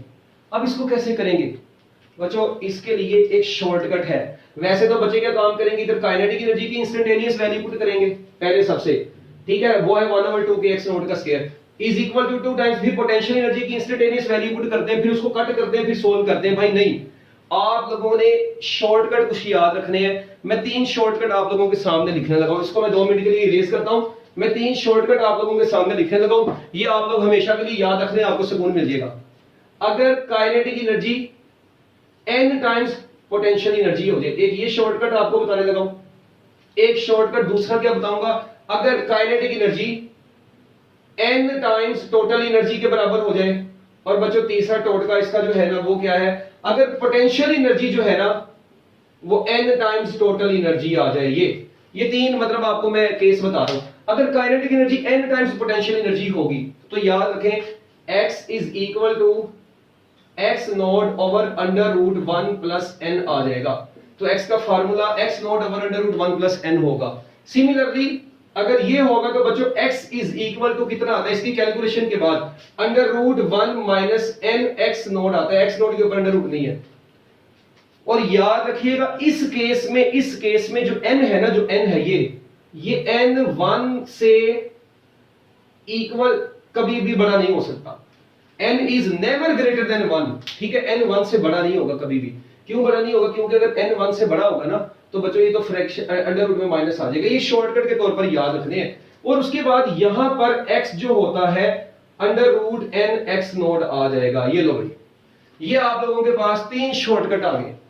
अब इनको use करना है, ठीक है जी। ये है जी शॉर्टकट्स ऑफ टुडे फिजिक्स, ठीक है, ये आपको टुडे फिजिक्स की तरफ से, ठीक है जी, एक तोहफा है, हाँ जी, या कहने के ऑक्सिले की तरफ से ये तोहफा है, ठीक है, ओके, ये ठीक है जी। तो ये आप लोगों के लिए क्या है, एक छोटा सा प्राइज है, ठीक है। अच्छा, अब एक बात सुनना जरा, ठीक है, रिपीट करने का खास तौर पे। ये देखो भाई, एक बात जरा,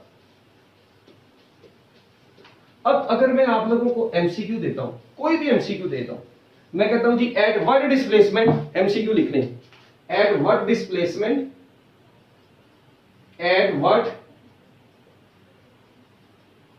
displacement from mean position, at what displacement from mean position potential energy, ठीक है जी, कौन सी energy? Potential energy becomes 2 times या 1/2 times becomes half of total energy। लो जी, मीन पोजीशन से किस डिस्प्लेसमेंट पर पोटेंशियल एनर्जी टोटल एनर्जी का बच्चों क्या बन जाएगी? हाफ हो जाएगी। तो देखिए काइनेटिक पोटेंशियल एनर्जी और टोटल एनर्जी के दरमियान में रिलेशन ये था, x is equal to under root N X naught. तो बच्चों मेरी बात सुने, इसका आंसर क्या बनेगा? छोटा सा इसका आंसर बनेगा x is equal to under root N X node.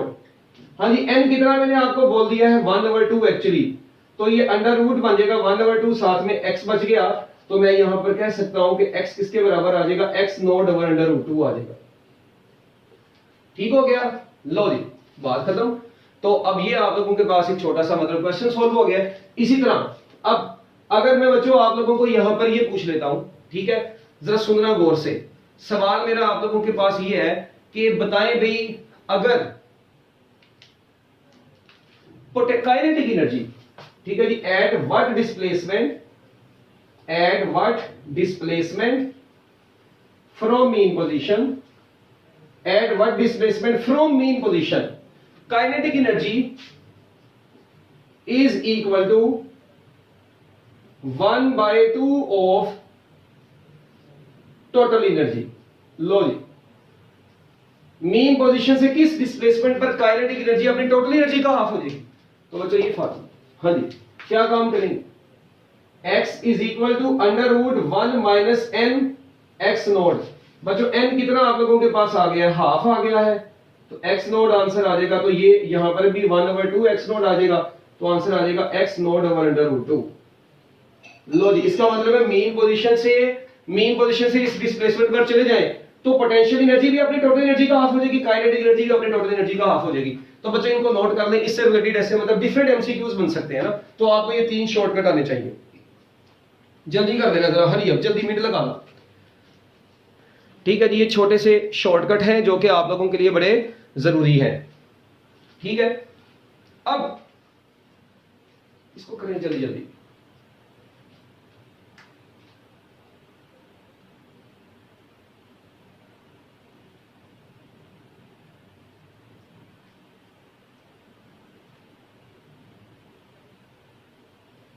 अब एक इसी से रिलेटेड एक और एमसीक्यू बनता है, वो कुछ इस तरीके से। एमसीक्यू लिखना जरा, व्हाट फ्रैक्शन ऑफ, क्वेश्चन है बच्चों आप लोगों के लिए,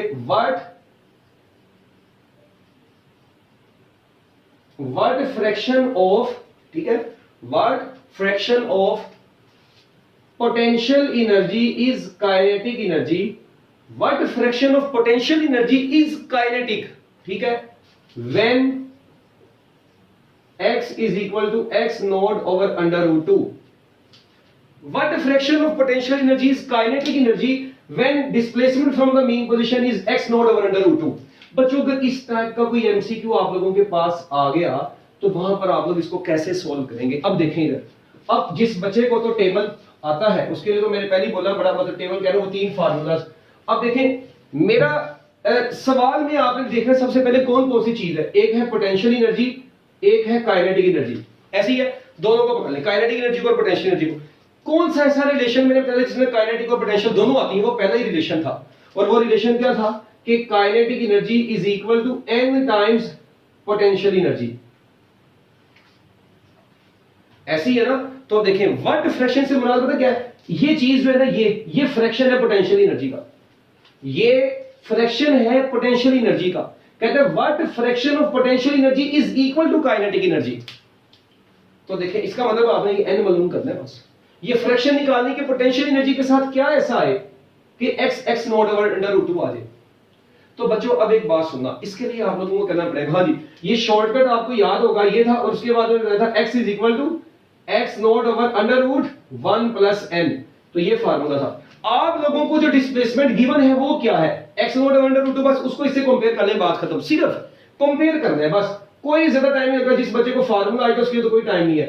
x naught over under root 2 is equal to x naught over under root 1 plus n। अब एक चीज x नॉट से कट गया, स्क्वायर लेने दोनों साइड पर। 1 over 2 is equal to 1 over 1 plus n। ये 1 plus n is equal to ये 2 इधर आ गया, तो n इज इक्वल टू कितना आ गया? 2 माइनस 1। तो बच्चों आंसर आ गया 1। इसका मतलब है कि अगर मीन पोजीशन से इस डिस्प्लेसमेंट के ऊपर चले जाएंगे तो भाईजान 1:1 आंसर आएगा। तो n 1 से मुराद है कि काइनेटिक एनर्जी पोटेंशियल एनर्जी के वैसे ही इक्वल हो जाएगी, काइनेटिक एनर्जी पोटेंशियल एनर्जी के इक्वल हो जाएगी। तो बच्चों n इज इक्वल टू 1 आ गया। इसी तरह यही सवाल है, यहीं पर रुक जाओ। मैं आपको कहता हूं कि what displacement from the mean position x will become 1 over x naught over 4। तो बच्चों ये काम करेंगे, इधर कितना पुट कर देंगे, बस चुप करके इधर पुट कर देना 4, x नॉट ओवर 4, इधर कितना आ जाएगा? 16 आ जाएगा।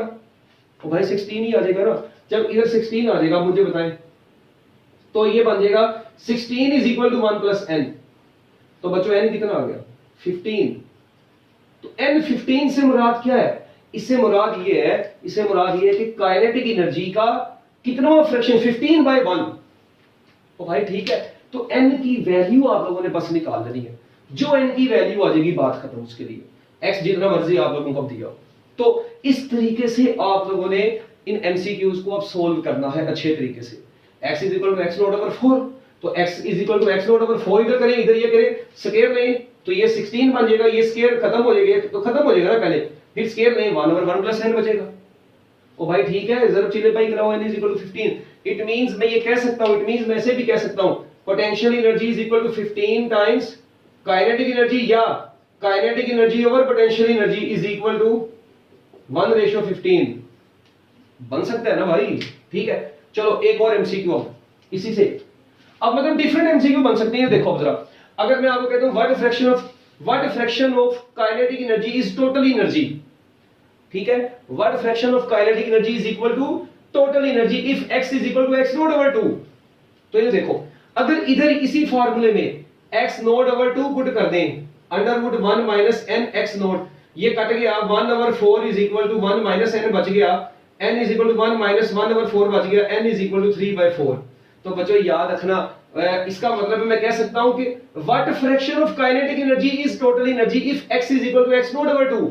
तो बच्चों if x is equal to x naught over 2, kinetic energy will be equal to 3/4 of total energy.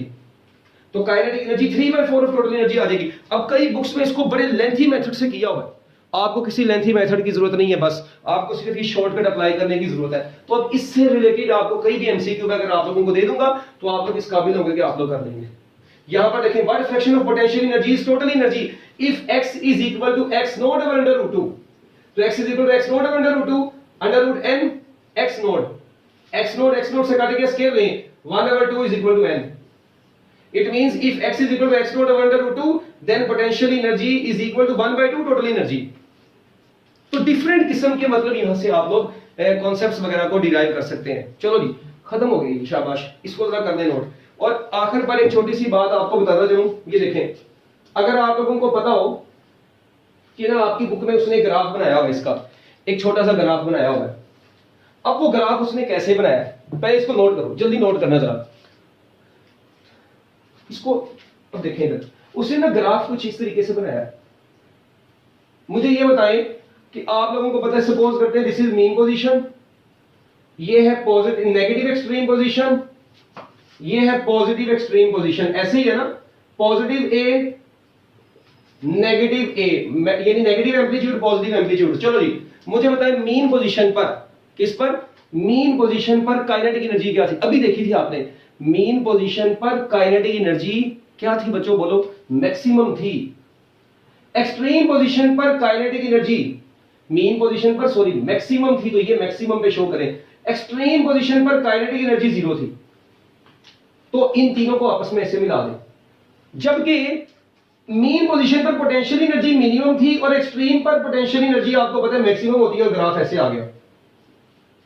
मुझे बताओ, ये आया पोटेंशियल एनर्जी का कर्व, ये आई है काइनेटिक एनर्जी का कर्व। तो बच्चों टोटल एनर्जी क्या रह रही है? ओवरऑल कांस्टेंट, क्योंकि जहां पर ये मैक्सिमम है वहां पे ये मिनिमम है, जहां पे ये मैक्सिमम है वहां पे ये मिनिमम है। Total energy is always constant. So this is potential energy और डिस्प्लेसमेंट के दरमियान में ग्राफ। ओके, इसका मतलब है पोटेंशियल एनर्जी और डिस्प्लेसमेंट के दरमियान में ग्राफ कुछ ऐसा बनता है, पैराबोलिक। ये है, ये डिस्प्लेसमेंट है, याद रखना, ठीक है ना। ये पॉजिटिव डिस्प्लेसमेंट, ये नेगेटिव, ये पॉजिटिव, ये नेगेटिव, ये मीन पोजीशन पर 0। तो बच्चों पोटेंशियल एनर्जी और डिस्प्लेसमेंट के दरमियान में ग्राफ ऐसा, काइनेटिक एनर्जी और डिस्प्लेसमेंट के दरमियान में ग्राफ अपर हाइपरबोला, वो लोअर हाइपरबोला है। लो बच्चों, ये आप लोगों के पास टोटल एक छोटे छोटे कॉन्सेप्ट आ गए हैं, ठीक है। इनको जरा आप लोग कर लें नोट। अब टाइम को जाया किए बगैर हम लोग आगे चलेंगे बच्चों। एनर्जी कंजर्वेशन के बाद नेक्स्ट आप लोगों के पास ना ऑसिलेशंस आती हैं।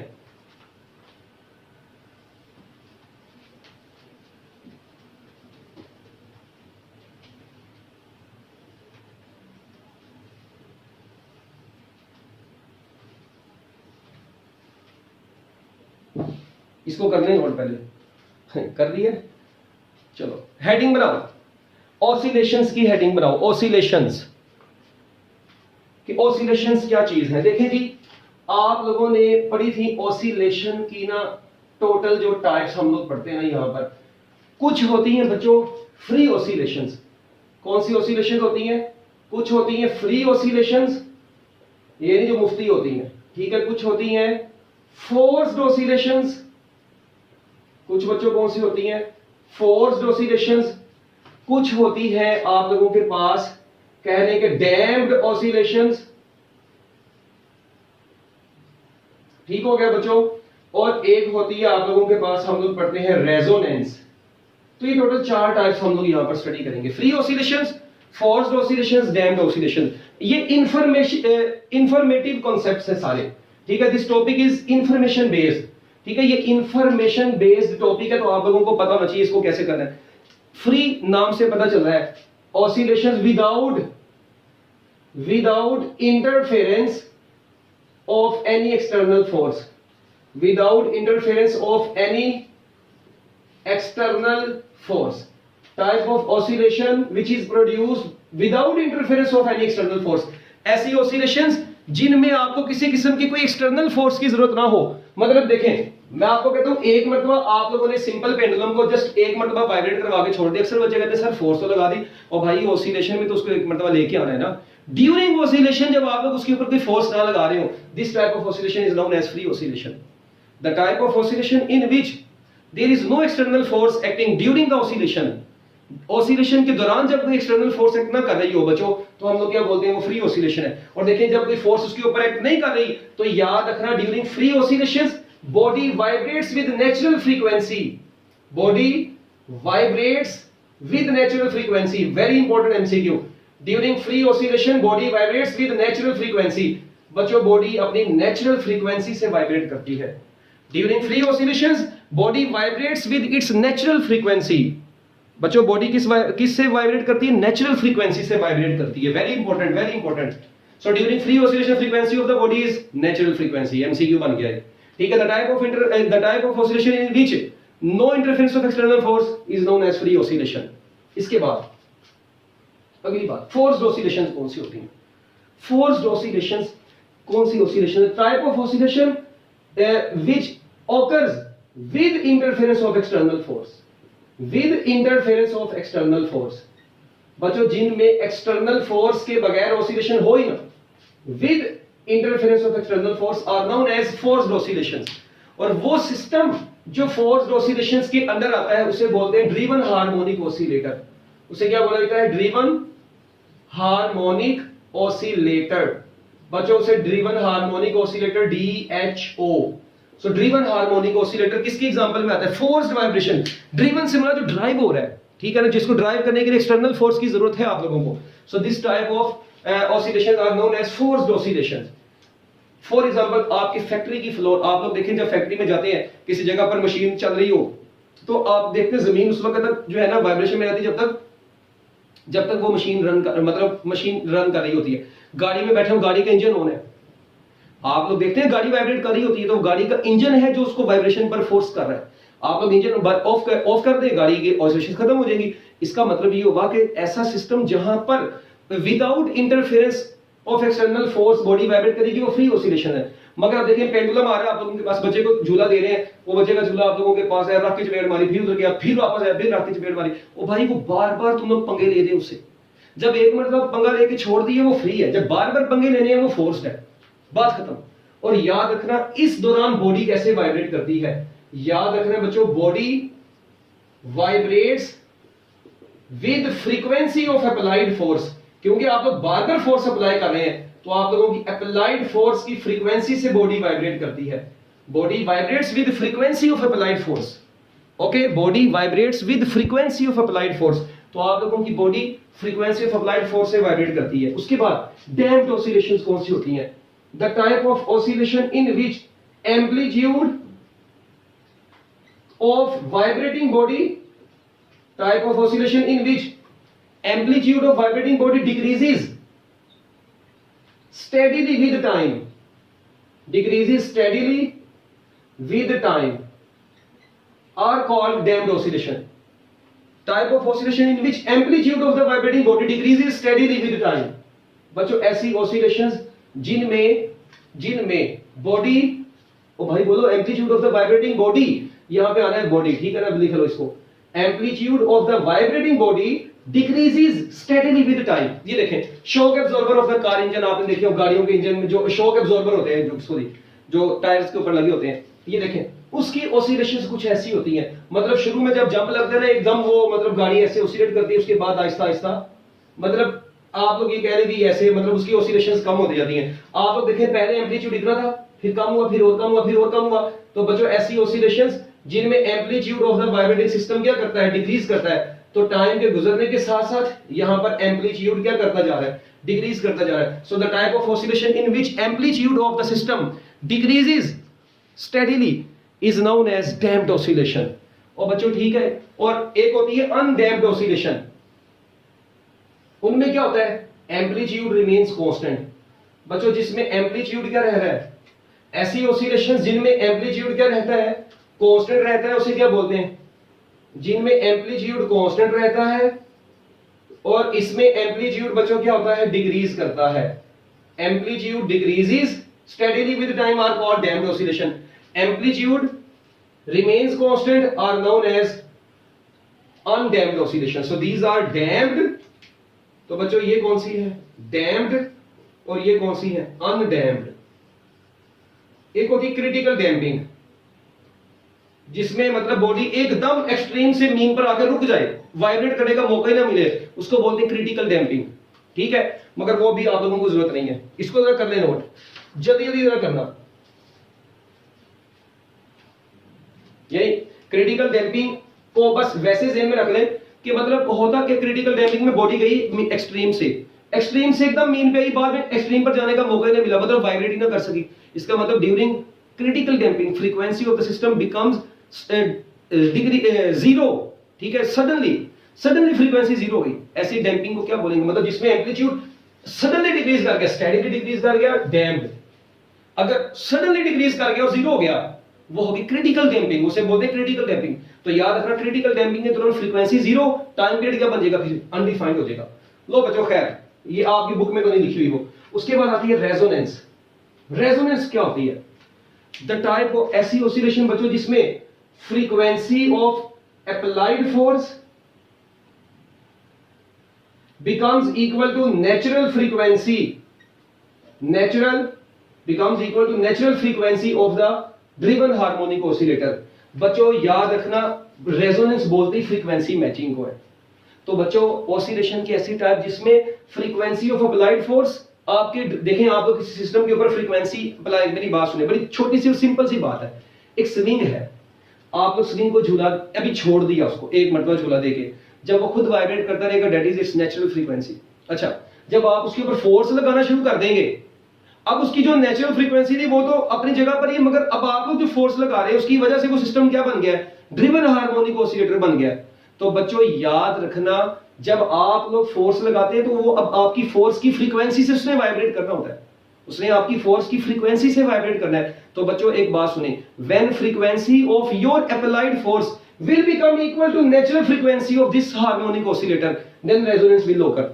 Very important concept. When frequency of applied force becomes equal to natural frequency, इसका मतलब है अगर झूले की नेचुरल फ्रीक्वेंसी से आपकी फ्रीक्वेंसी मैच कर गई, जो आपने फ्रीक्वेंसी अप्लाई की है, जो आपने फोर्स अप्लाई की है, अगर आपकी अप्लाइड फोर्स की फ्रीक्वेंसी उसकी नेचुरल फ्रीक्वेंसी से मैच कर गई तो वो अपने मैक्सिमम एम्पलीट्यूड तक स्विंग जाएगी, झूला अपने मैक्सिमम एम्पलीट्यूड तक जाएगा। इसलिए तो बोलते हैं eight resonance amplitude is maximum. At resonance, amplitude is maximum. बच्चों amplitude क्या होता है, maximum होता है। So at resonance, amplitude of the vibrating body is maximum. At resonance, energy absorbed is maximum. At resonance, energy absorbed is maximum. Energy absorbed भी बच्चों क्या होती है, maximum होती है। तो ये कुछ बातें हैं जो छोटी छोटी, जो आप लोगों के कॉन्सेप्ट बनाएंगी, जो आप लोगों को याद रखनी पड़ेंगी और आपके पेपर में आएंगी भी। सो रेजोनेंस भी हो गई, फोर्स्ड ऑसिलेशन भी हो गई, ठीक है, फ्री ऑसिलेशन भी हो गई, डैम्प्ड ऑसिलेशन भी हो गई, ठीक है बच्चों। इसके बाद अब एक चीज और मुझे ये बताएं, रेजोनेंस आप लोगों ने ना बुक में पढ़ी है, इसकी डिफरेंट मतलब एग्जांपल्स पढ़ी हैं, ठीक है जी। स्विंग वाली एग्जांपल पढ़ी है आप लोगों ने एक, ठीक है, स्विंग वाली एग्जांपल वो है मैकेनिकल रेजोनेंस। बच्चों वो कौन सी है, मैकेनिकल रेजोनेंस, ठीक है। मतलब उसमें आप लोग mechanically frequency of applied force natural frequency के इक्वल करवाते हैं, ठीक हो गया। तो इसी तरह अगर मैं आप लोगों को कहता हूं कि इलेक्ट्रिकल रेजोनेंस की एग्जांपल कौन सी है, ठीक है जी, तो आप लोगों ने याद रखना ट्यूनिंग ऑफ रेडियो, ये पढ़ी हुई है ना आप लोगों ने, ट्यूनिंग ऑफ रेडियो, कि जब आपके रेडियो के एंटीने की फ्रीक्वेंसी बाहर के एयर के सिग्नल्स की फ्रीक्वेंसी से मैच कर जाती है तो रेजोनेंस होती है, और आपको वो सिग्नल बाहर की एयर में जो मौजूद सिग्नल होता है वो मतलब उसकी साउंड आपको सही सुनाई देती है, मतलब उसका सारी सिग्नल वगैरह जो कैच करता है वो, ठीक है। Tuning of radio electrical resonance की एक बेस्ट एग्जांपल है, ठीक है। इसके अलावा माइक्रोवेव ओवन, ठीक है, आपकी बुक में है, ये इंफॉर्मेशन बेस्ड है भाई, इसको आप लोगों ने पढ़ना है, ये मेरे पढ़ाने वाली चीज नहीं है।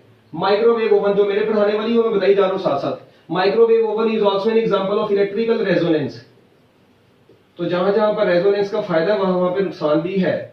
वो जिस तरह उसने ब्रिज वाली एग्जांपल दी है, सोल्जर्स एकदम कदम रखेंगे तो जब उनकी फ्रीक्वेंसी जो है ना वो ब्रिज की फ्रीक्वेंसी से मैच कर देगी तो एकदम वो ज्यादा एम्पलीट्यूड तक जाएगा और वो ब्रिज आपका टूट जाएगा, ठीक है। तो वो भी उसने एग्जांपल दी है। So electrical resonance, microwave oven is an example of electrical resonance. और आपको पता है माइक्रोवेव ओवन में जो वेव्स यूज करते हैं उनकी फ्रीक्वेंसी 2450 मेगाहर्ट्ज होती है उनकी फ्रीक्वेंसी, और उनकी जो वेवलेंथ होती है बच्चों वो 12 सेंटीमीटर होती है। Very important MCQs, very very very important MCQs, ठीक है। तो याद रख रहे हैं माइक्रोवेव ओवन में यूज होने वाली माइक्रोवेव्स, माइक्रोवेव्स मतलब वेवलेंथ कम फ्रीक्वेंसी ज्यादा, तो फ्रीक्वेंसी 2450 मेगाहर्ट्ज होती है और वेवलेंथ कितनी होती है, 12 सेंटीमीटर होती है। So these are the basic concepts of resonance. मतलब ये छोटी छोटी चीजें हैं जो कि आप लोगों को पता नहीं चाहिए, ठीक है। So at resonance amplitude is maximum, energy absorbed is maximum, ठीक है। आप लोगों ने ये एग्जांपल में भी पढ़ा है कि वो प्रोटीन जो आपकी फूड के अंदर प्रोटीन मॉलिक्यूल्स होते हैं रेजोनेंस के ऊपर वो मैक्सिमम एनर्जी को अब्सॉर्ब करते हैं और फूड आपकी हीट अप हो जाती है, ठीक हो गया। तो ये बिल्कुल बेसिक चीजें हैं जो कि आप लोग ऑलरेडी पढ़ चुके हैं, ठीक है। इसके बाद मैं जो आपको पढ़ाने जा रहा हूं ना बच्चों वो बड़ी ही इंपॉर्टेंट चीज है, अगर किधर से इरेज करें, मतलब वो है शार्पनेस ऑफ रेजोनेंस, ठीक है, क्योंकि रेजोनेंस का हिस्सा ही है वो। तो वो बड़े बच्चों को ना बड़ी कंफ्यूजन होती है उसके ऊपर, उनको ना बच्चों को शार्पनेस ऑफ रेजोनेंस का कांसेप्ट नहीं क्लियर होता। हाँ जी, शार्पनेस ऑफ रेजोनेंस का, इसको भी इरेज कर ही देते हैं आप।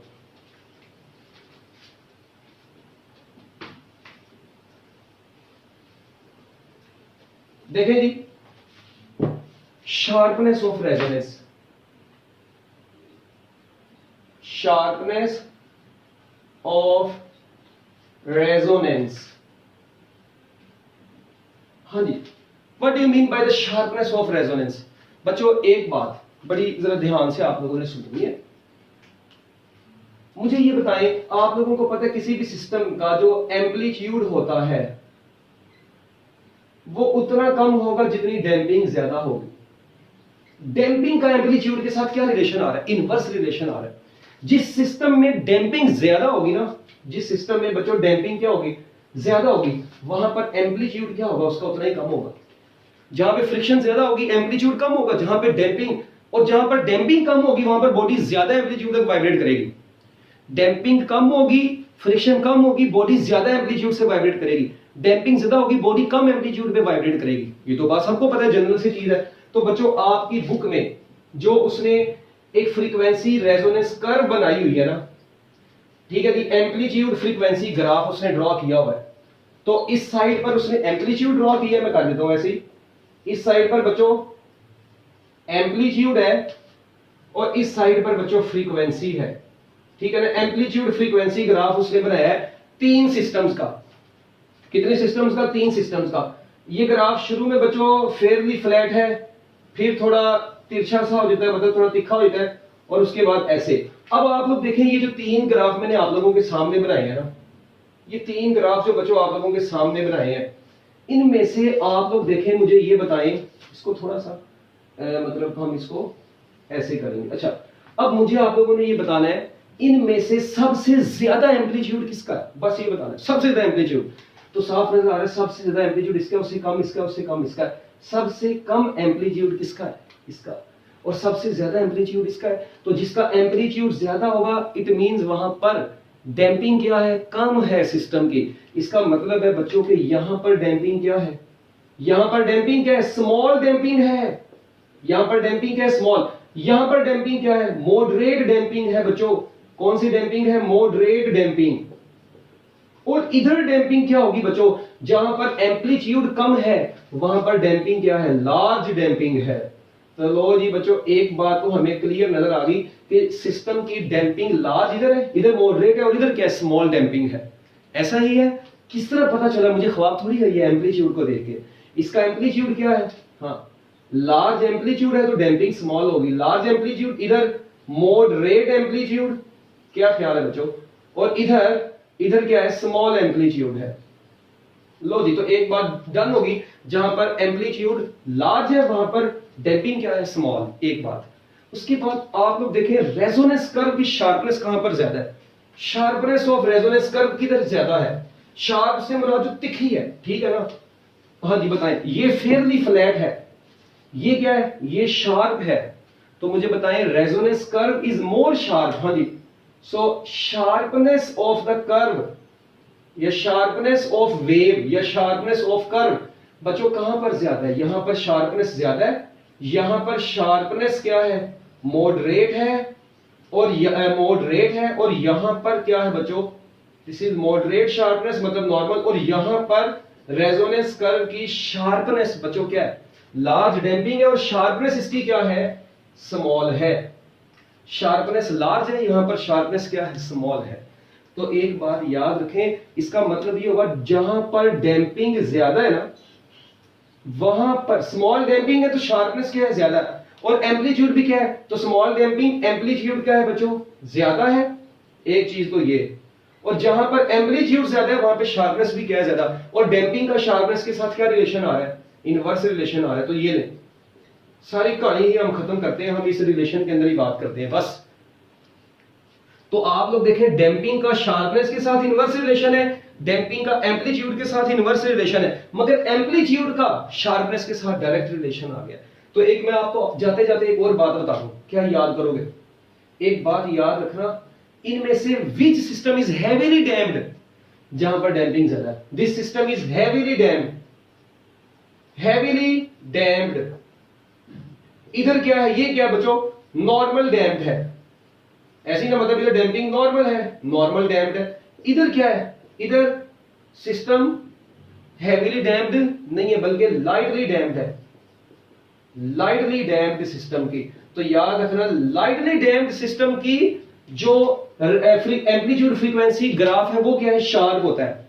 और जबकि हेवीली डैम्प्ड सिस्टम का एम्पलीट्यूड फ्रीक्वेंसी ग्राफ, कौन सा ग्राफ, एम्पलीट्यूड फ्रीक्वेंसी ग्राफ या एम्पलीट्यूड फ्रीक्वेंसी कर्व इज, बोलो, amplitude frequency curve is fairly flat.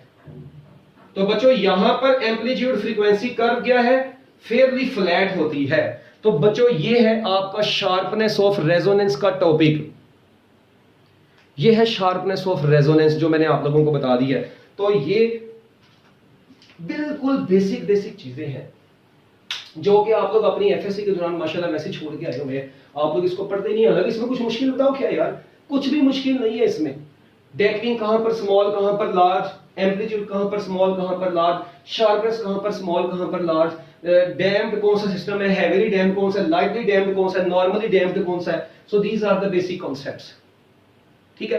अब आपकी बुक में उसने यहां पर एक और एग्जांपल दी है, कहता है एक सपोज करते हैं ये एक आपने आपके पास ये एक रॉड है, ठीक है, ये छत है आपकी, ठीक है, छत के साथ दो रस्सी लटकाई, उसके साथ एक रॉड लगा दी है। अब इस रॉड के साथ आप लोगों ने 3 पेयर्स ऑफ पेंडुलम हैंग कर दी है, ठीक है। एक किसका बना हुआ है, अब देखें ये हमें नहीं पता किसका बना हुआ है, लेट वी से ये लेड का बना हुआ है, ये पिथ बॉल का बना हुआ है, ठीक है। और इस पेंडुलम सी की मदद से, ये मैं कहता हूं जी ए बी सी, अच्छा मैं अब आपको कहता हूं यार इस पेंडुलम सी की मदद से ना हमने इसको ऐसे मतलब ऐसे पेज के परपेंडिकुलर ऐसे लाके छोड़ दिया, ये ऐसे ऐसे वाइब्रेट कर रहा है। मुझे बताएं जैसे ये पेंडुलम सी ऐसे ऐसे वाइब्रेट करेगा, इसके साथ लगे हुए ये भी बी और सी भी वाइब्रेट नहीं करना शुरू कर देंगे। अब सवाल यहां पर यह है ज्यादा एम्पलीट्यूड से कौन वाइब्रेट करेगा, पिथ बॉल या लेड बॉल। तो बच्चों इसका आंसर, हाँ जी बताएं, लेड बॉल या पिथ बॉल। पहले सोचें इसको, बताना क्या है, इसको सोचें कि which will vibrate with large amplitude, pith ball या लेड बॉल, इनमें से कौन लार्ज एम्पलीट्यूड से वाइब्रेट करता है और कौन स्मॉल एम्पलीट्यूड से वाइब्रेट करेगा। हाँ जी जरा सोच लें एक मिनट। अच्छा इधर देखें, मैं आपको बताता हूं एम्पलीट्यूड किसका ज्यादा होता है और किसका कम। एक बात याद रखना, आप लोगों को पता है ये सिस्टम है, ठीक है, हमने इस पेंडुलम सी की मदद से इन दोनों को सेट किया है। मुझे ये बताओ, आप लोगों के पास एक हल्का सा कागज है, एक भारी कागज है, पहले नीचे कौन पहुंचेगा, हल्का कागज या भारी कागज। भारी कागज जल्दी नीचे पहुंचेगा, हल्के कागज के ऊपर डैम्पिंग इफेक्ट ज्यादा होगा। इट मींस जो लाइटर बॉडी होगी उसके ऊपर डैम्पिंग इफेक्ट ज्यादा होगा, हैवी बॉडी के ऊपर डैम्पिंग का इफेक्ट इतना नहीं होगा। यानी जो लाइटर बॉडी है ना, मैं कह सकता हूं डैम्पिंग किसकी ज्यादा होगी, बस ये बताएं। डैम्पिंग लाइटर बॉडी की क्या होती है बच्चों, लाइटर बॉडी के ऊपर डैम्पिंग ज्यादा होती है as compared to damping of heavy body. ये तो एक जनरल सी चीज है कि डैम्पिंग लाइटर बॉडी के ऊपर डैम्पिंग इफेक्ट ज्यादा होता है as compared to heavy body. तो बच्चों मुझे बताओ, पिथ और लेड सेम साइज के हैं, मगर आपको पता है पिथ प्लास्टिक मतलब है हल्का सा और लेड भारी होगी। इट मींस मैं कह सकता हूं कि डैम्पिंग किसके ऊपर ज्यादा होगी।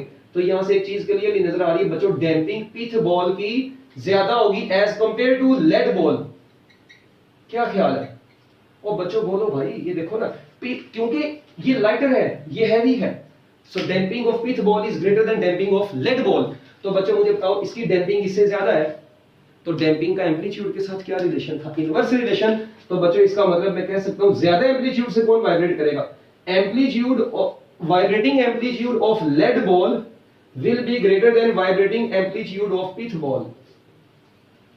क्या ख्याल है? तो वाइब्रेटिंग एम्पलीट्यूड लेड बॉल का बच्चों क्या होगा, ज्यादा होगा, और पिथ बॉल का बच्चों क्या होगा, कम होगा। तो लो जी बच्चों, ये थी आप लोगों की कुछ बिल्कुल बेसिक कॉन्सेप्ट्स जो कि मैं आपको मुकम्मल तौर पे बता चुका हूं। तो ये आप लोगों ने अब इनको बड़े अच्छे तरीके से गौर से समझना है और इनको अंडरस्टैंड करना है, फिर बात बनेगी। तो ठीक है बच्चों, इसको जरा एक मरतबा दोबारा से गौर से अच्छे तरीके से देख लें, इसको नोट कर लें, शाबाश, जल्दी जरा मिनट लगा दो।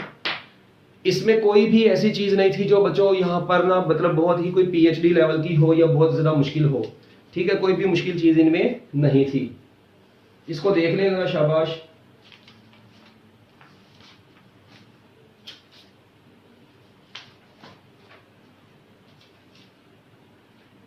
हाँ जी, तो ये अब सारे के सारे नंबर ऑफ एमसीक्यूज आपको याद हो जाने चाहिए। मेरा ख्याल है कि अब तो इसमें कोई मुश्किल चीज नहीं रही, ठीक ठीक है। तो आप लोगों के जो टेस्ट वगैरह हो रहे हैं वो आप लोग बड़े अच्छे तरीके से अपने सारे टेस्ट को दें, ठीक है। कोई चीज़ आप लोग अपनी मिस ना करें, ठीक है, और ये सारा कुछ जो है वो अच्छे तरीके से परफॉर्म करें।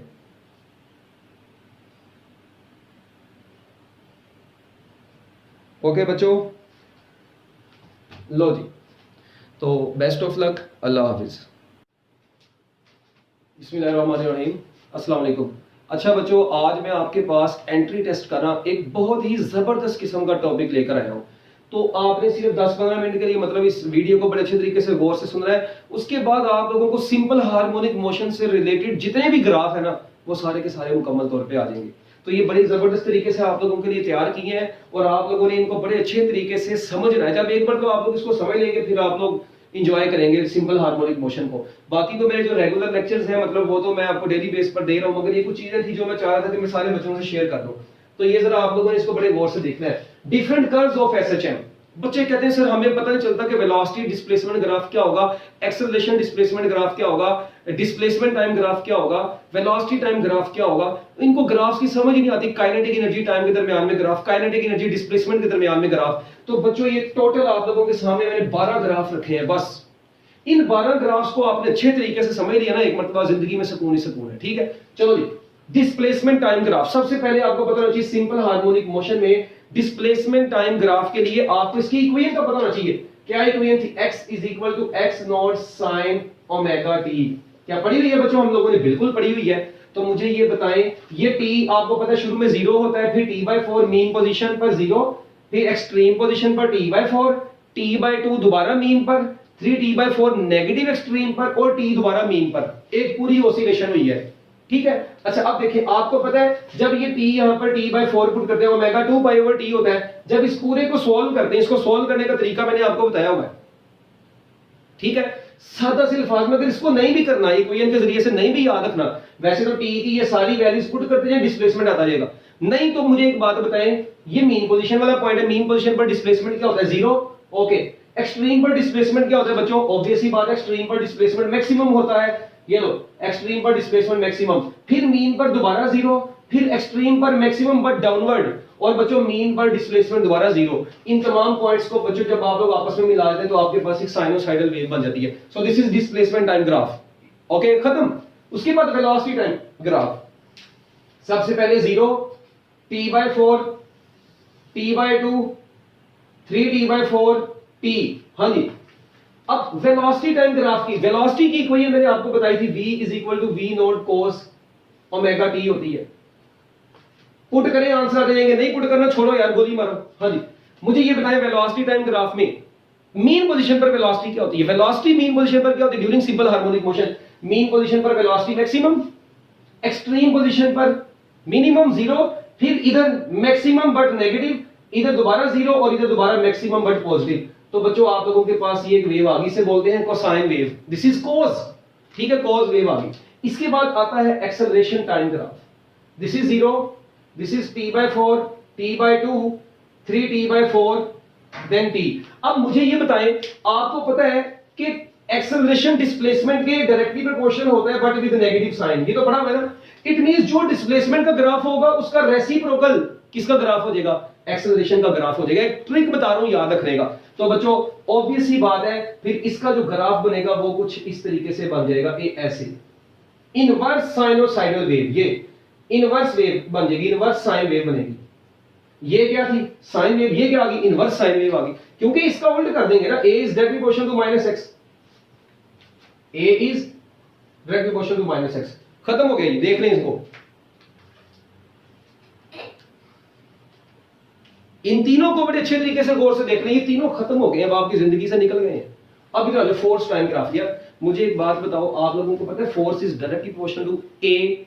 इट मींस जो एक्सेलरेशन टाइम ग्राफ होगा वही ग्राफ किसका होगा बच्चों? ये एक्सेलरेशन है, ये याद रखना। यहां पे वेरिएबल्स, यहां पर डिस्प्लेसमेंट है, यहां पर वेलोसिटी है, यहां पर एक्सेलरेशन है, ये वेरिएबल्स। यहां पर t है, यहां पर भी t है और ये भी t चल रहा है। ठीक है। अब फोर्स टाइम ग्राफ बच्चों, जो एक्सेलरेशन टाइम ग्राफ होता है वही फोर्स टाइम ग्राफ होता है। बस बात खत्म। तो इसका भी मैं इसको डायरेक्टली बना देता हूं ताकि आप लोगों को इतनी ज्यादा परेशानी का सामना ना करना पड़े। ये भी गया, this is force time graph, no problem.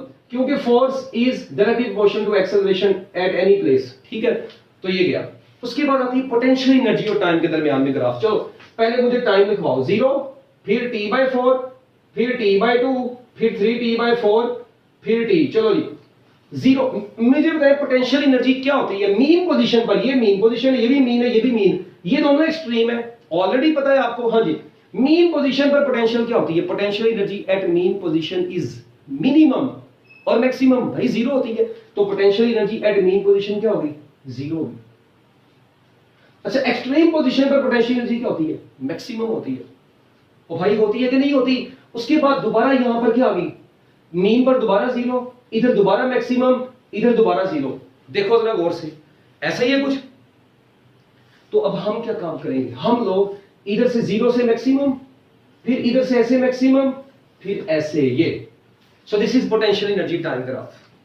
ये है आपका पोटेंशियल। देखिए ना, minimum maximum, minimum maximum, minimum to maximum, minimum to maximum, ठीक है। फिर मैक्सिमम टू मिनिमम, मतलब बढ़ रही है कम हो रही है, बढ़ रही है कम हो रही है। तो टाइम के साथ साथ बढ़ती है, कम होती है, कम होती है। This is potential energy time graph. कितना टाइम लगा भाई? कोई टाइम नहीं लगा। ये है पोटेंशियल एनर्जी और टाइम के दरमियान में ग्राफ। अब आते हैं बात काइनेटिक एनर्जी और टाइम के दरमियान में ग्राफ की। अब काइनेटिक एनर्जी, पहले सबसे पॉइंट लिखने हैं, 0, t/4, t/2, 3t/4, t। चलो जी, हाँ जी, काइनेटिक एनर्जी मीन पोजीशन पर तो मैक्सिमम होती है, तो मैक्सिमम, फिर 0, फिर मैक्सिमम, फिर 0, फिर मैक्सिमम। अब काइनेटिक एनर्जी मतलब ये नेगेटिव में तो जा ही नहीं रहा ग्राफ, इसका ग्राफ नेगेटिव में तो जा ही नहीं रहा, तो इसका ग्राफ कुछ ऐसा बन जाएगा ये। So this is kinetic energy time graph, okay, just like parabola. Okay, तो ये बच्चों आप लोगों के काइनेटिक एनर्जी और टाइम के दरमियान में ग्राफ भी हो गया। उसके बाद आगे जो ग्राफ आया वो बड़ा ही इंपॉर्टेंट है, वेलोसिटी डिस्प्लेसमेंट ग्राफ। अच्छा, आप लोग देखें पहले 6 में ना दोनों साइड पर, दूसरी साइड पर टाइम था, पहले में क्या था? टाइम था, ठीक है। और उसके बाद अब अगले 6 में क्या डिस्प्लेसमेंट है? अगले 6 में डिस्प्लेसमेंट है, पहले 6 में टाइम था। अब डिस्प्लेसमेंट को चेक करना, नेगेटिव a 0 पॉजिटिव a। ये नेगेटिव a का मतलब है नेगेटिव एक्सट्रीम पोजीशन, ये मीन पोजीशन, ये पॉजिटिव एक्सट्रीम पोजीशन। इसी तरह ये मीन, ये नेगेटिव एक्सट्रीम, ये पॉजिटिव एक्सट्रीम, ये मीन, ये नेगेटिव एक्सट्रीम, ये पॉजिटिव एक्सट्रीम, ठीक है। चलो जी, अब देखना जरा, आपको पता है कि एक्सट्रीम पोजीशन पर वेलोसिटी क्या होती है बच्चों? 0 होती है। डिस्प्लेसमेंट, ये x यहां पर डिस्प्लेसमेंट है ऐसे, और यहां पर वेलोसिटी है ऐसे। ग्राफ इसका चलेगा कैसे? जहां पर डिस्प्लेसमेंट, यहां पर डिस्प्लेसमेंट क्या है? मैक्सिमम। और भाई डिस्प्लेसमेंट मैक्सिमम है ना, एक्सट्रीम पोजीशन पर, और वेलोसिटी 0 है।